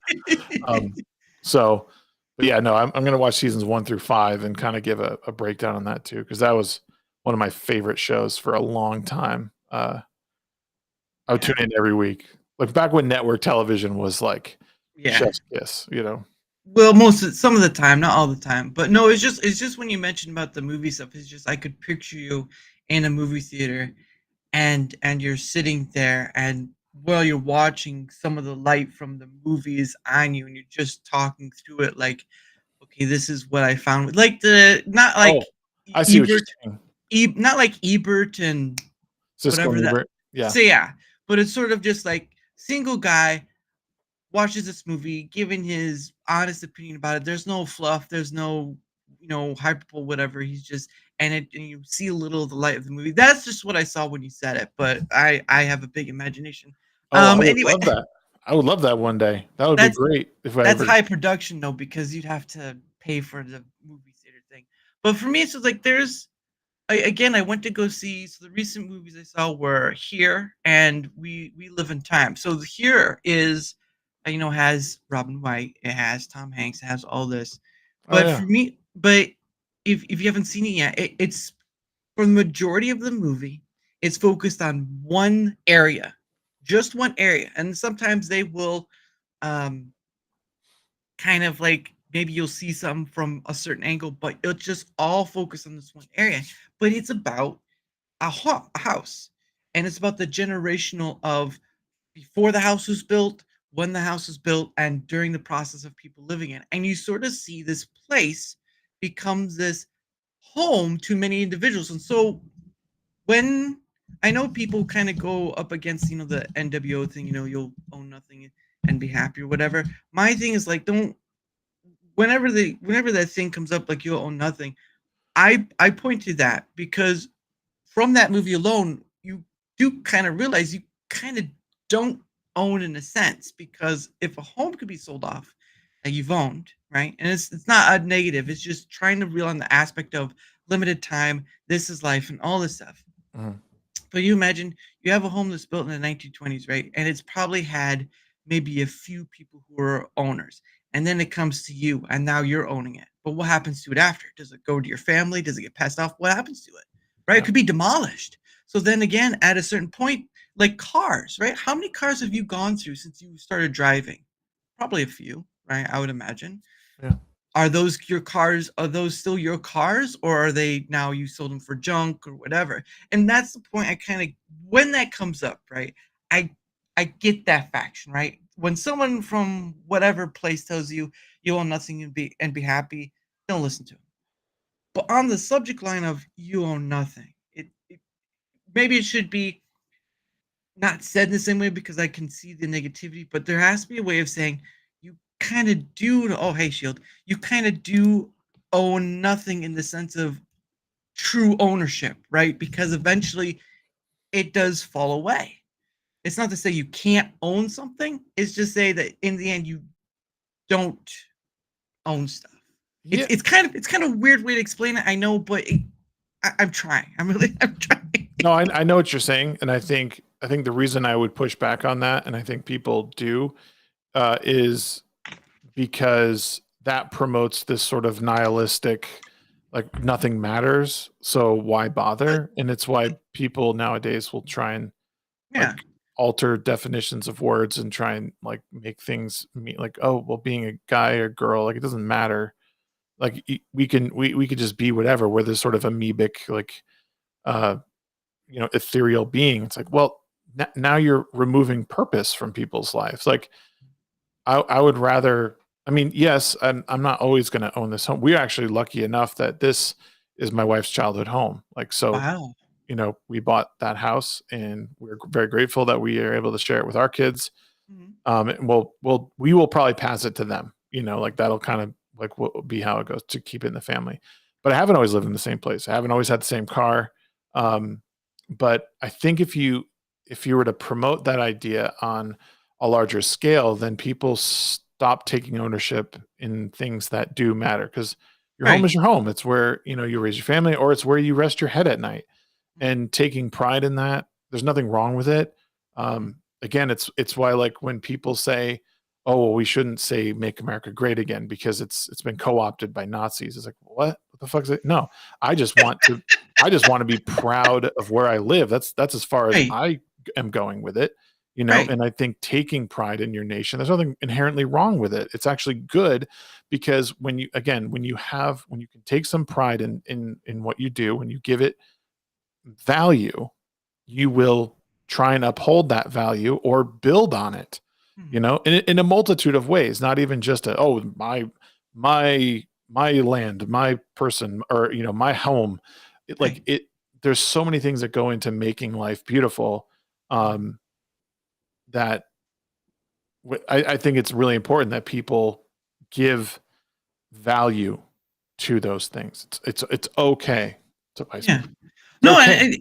and I'm not. I don't want to put on that manner of the nihilism stuff, because there are memories, right? You live in a home, you make memories in a home.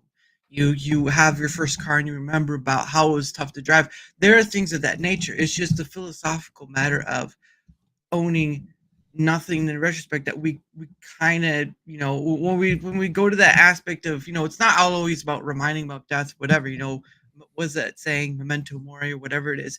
My thing is, while you are right on the sense you don't want people like the nihilism, fatalism, whatever you want to call it. My point of the matter is coming on the matter of, well, time is limited.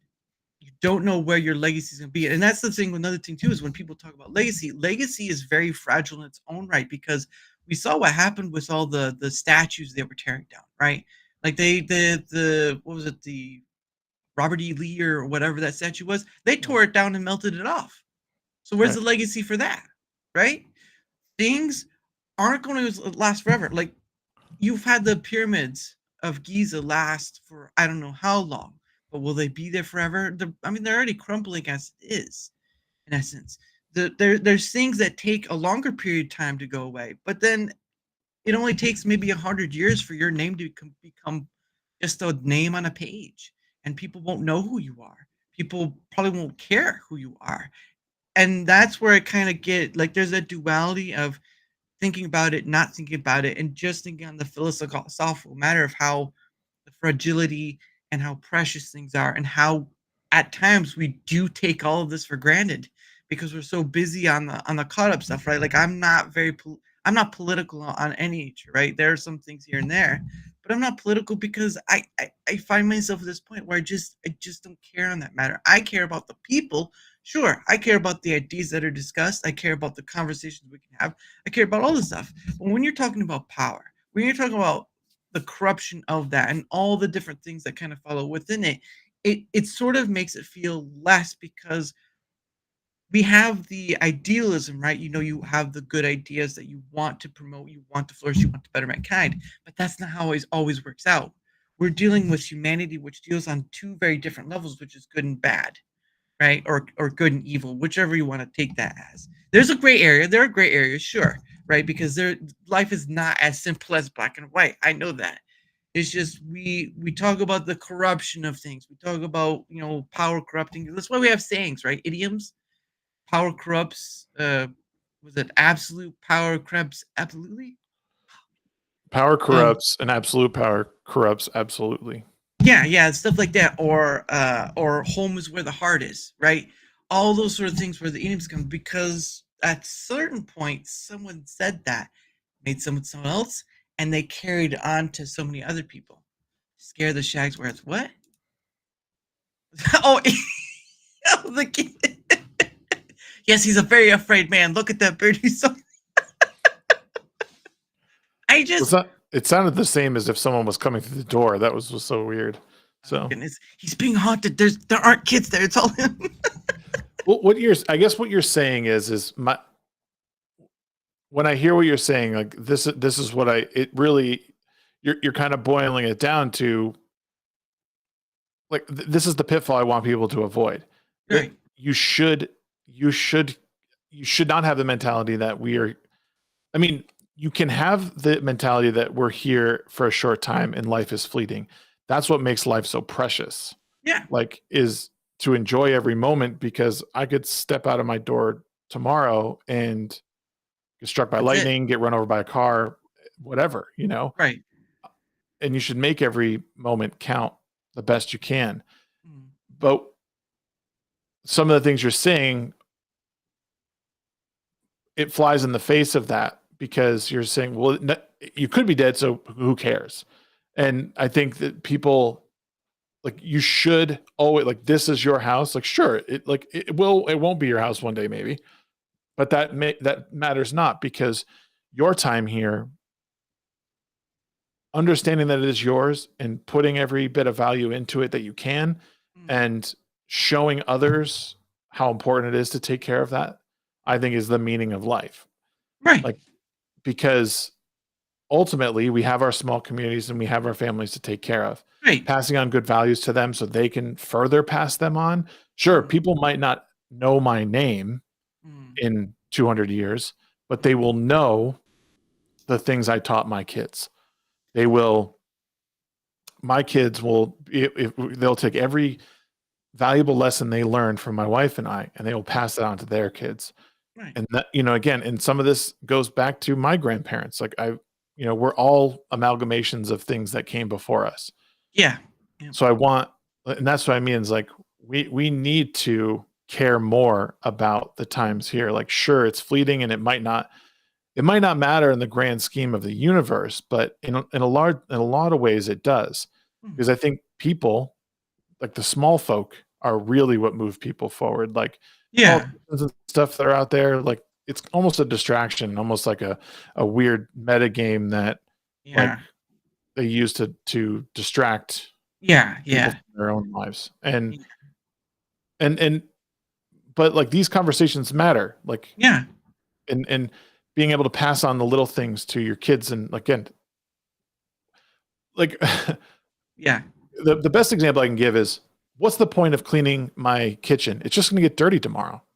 Well, the Right. point is because I don't want things to get out of control. I don't want mold to grow in corners. I don't want dishes to pile up, and I don't want to be eating off of dirty surfaces. So again, that's how we continue to bring more purpose to our lives, is recognizing that there's a reason that I'm going to sweep up, because I don't want it to get dirty.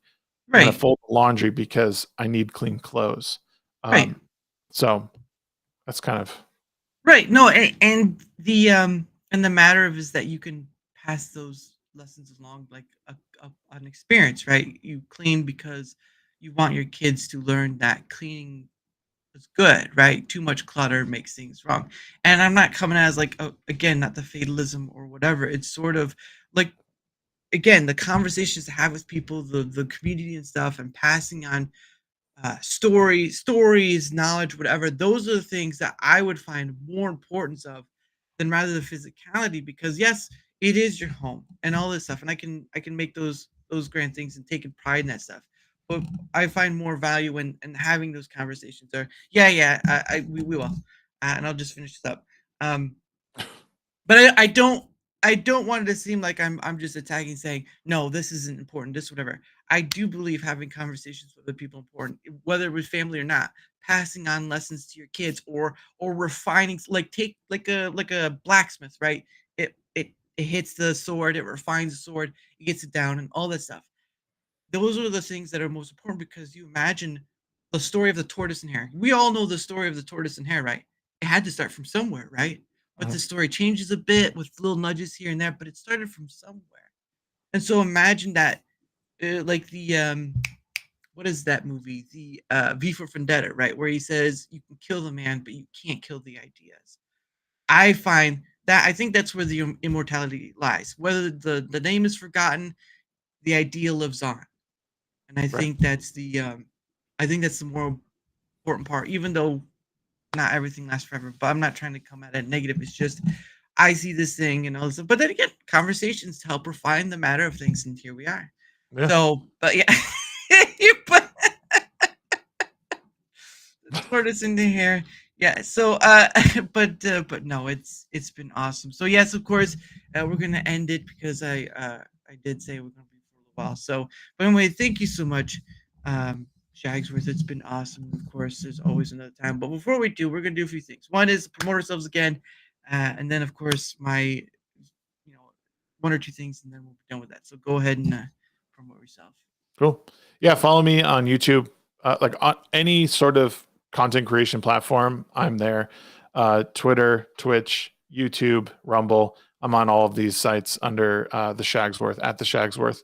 I talk about movies. I talk about culture, entertainment, a little bit of everything, and I do interviews with people as well. We talk one-on-one about people's art projects, just their lives, news. Like I dabble in just about everything when I can.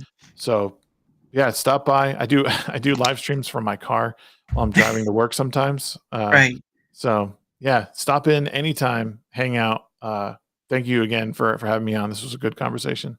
Yeah, and I know a lot of people have in the past said, "Oh, interviews this, interview that." It's like they ask me questions. I can ask questions. They can ask questions.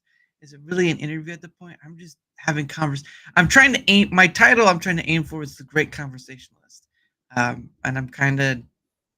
I'll explain that in a bit, but again, his links are down below in the description. Uh, Go check his stuff out. If he's worth the follow, give it to him because again, the guy has experience and he really does try to sit down and try to just go through it's sort of like the philosophical matter of what is life sort of thing, right? The Socrates method and all that stuff. It's just kind of sitting down and taking a moment to refocus and just kind of look at things in sort of a picture you didn't think before.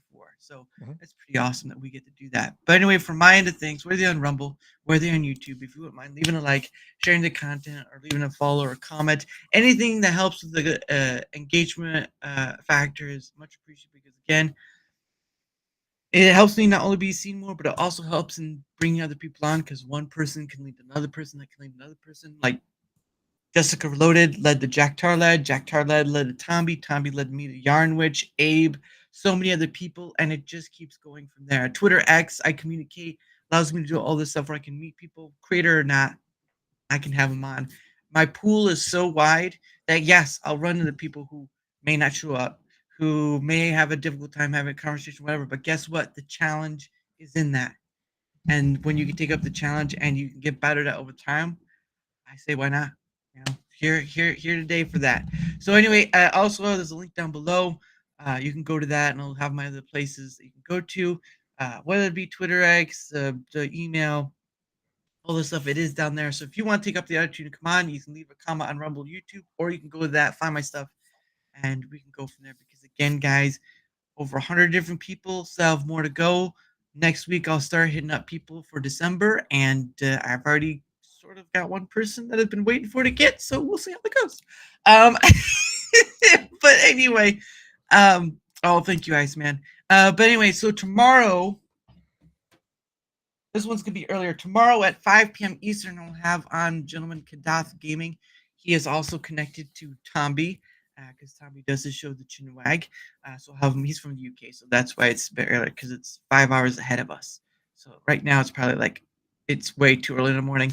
But anyway, he'll be on at 5 p.m. Eastern, so I hope you'll come and join us for that. And also, there's one more thing I do with my guests. Now, I do this thing called Questions from a Hat. So I bought a hat from Rumble. I put some questions in it. Questions anyone can answer, really. It's not that difficult. So what it is that, and this is the weird part, is that the guest gets 2 freebies, but if the people want more out of the hat, if they want another question out of the hat beyond those 2, you got to give a rant for it because I'm not monetizing YouTube. So there's that. It's Okay. Yeah, it's not sneaky. I am being honest about it, but it is a way of getting $1 or whatever. But anyway, I'm closing my eyes. I am not looking at it. I will not cheat. I'm just throwing my hat through there, or my hand through the hat, trying to find a good question. Well, maybe semi-good, but all right. Here's one. Here's the first one. And this one is, oh, here we go. This is easy. Are you left-handed or right-handed? I am right-handed. So am I. Yep. That's how it's when they tell you to work that pimp hand, I have to take with the right hand. Anyway. What'd you say? Oh, that's right. You want to hurt somebody? No. You don't disrespect. All right, going for the next one. Unless someone gives a rant. All right. Let's see. Trying not to, gotta mix it up once in a while. Okay, here we go. Last one, unless someone gives a rant. Let's see, right here, orange one. What does this say? Oh, well, I think we did talk about it, but I guess you could surmise it. Which is more important to content creation, creators or platform?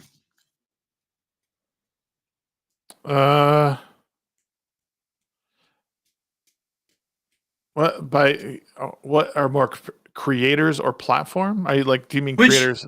which is more important for content creation, or I guess content creators is it the creator is it?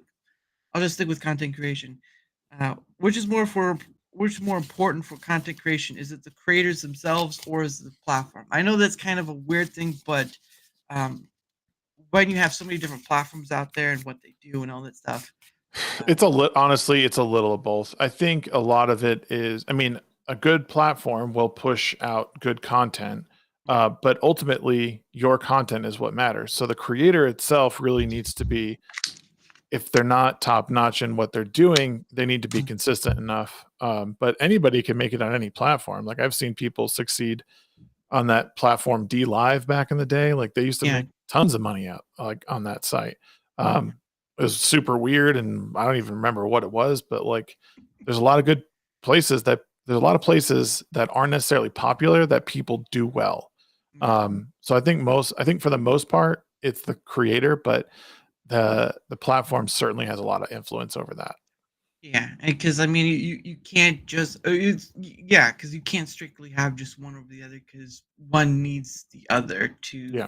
be successful, right? A platform with no creator is if no one comes to see a website, then that website would be considered dead because no one's coming to see it. Right. But regardless beyond that, but anyway, guys, again, tomorrow at 5 p.m. Eastern with Kadath Gaming. Hope you're able to stop by, and of course, again, thank you again, Shagsworth. There's always welcome to come back, because it doesn't have to be one time. So there's that, and Yeah. it's been awesome. So thank you, Thank and you. of course, oh, you're welcome.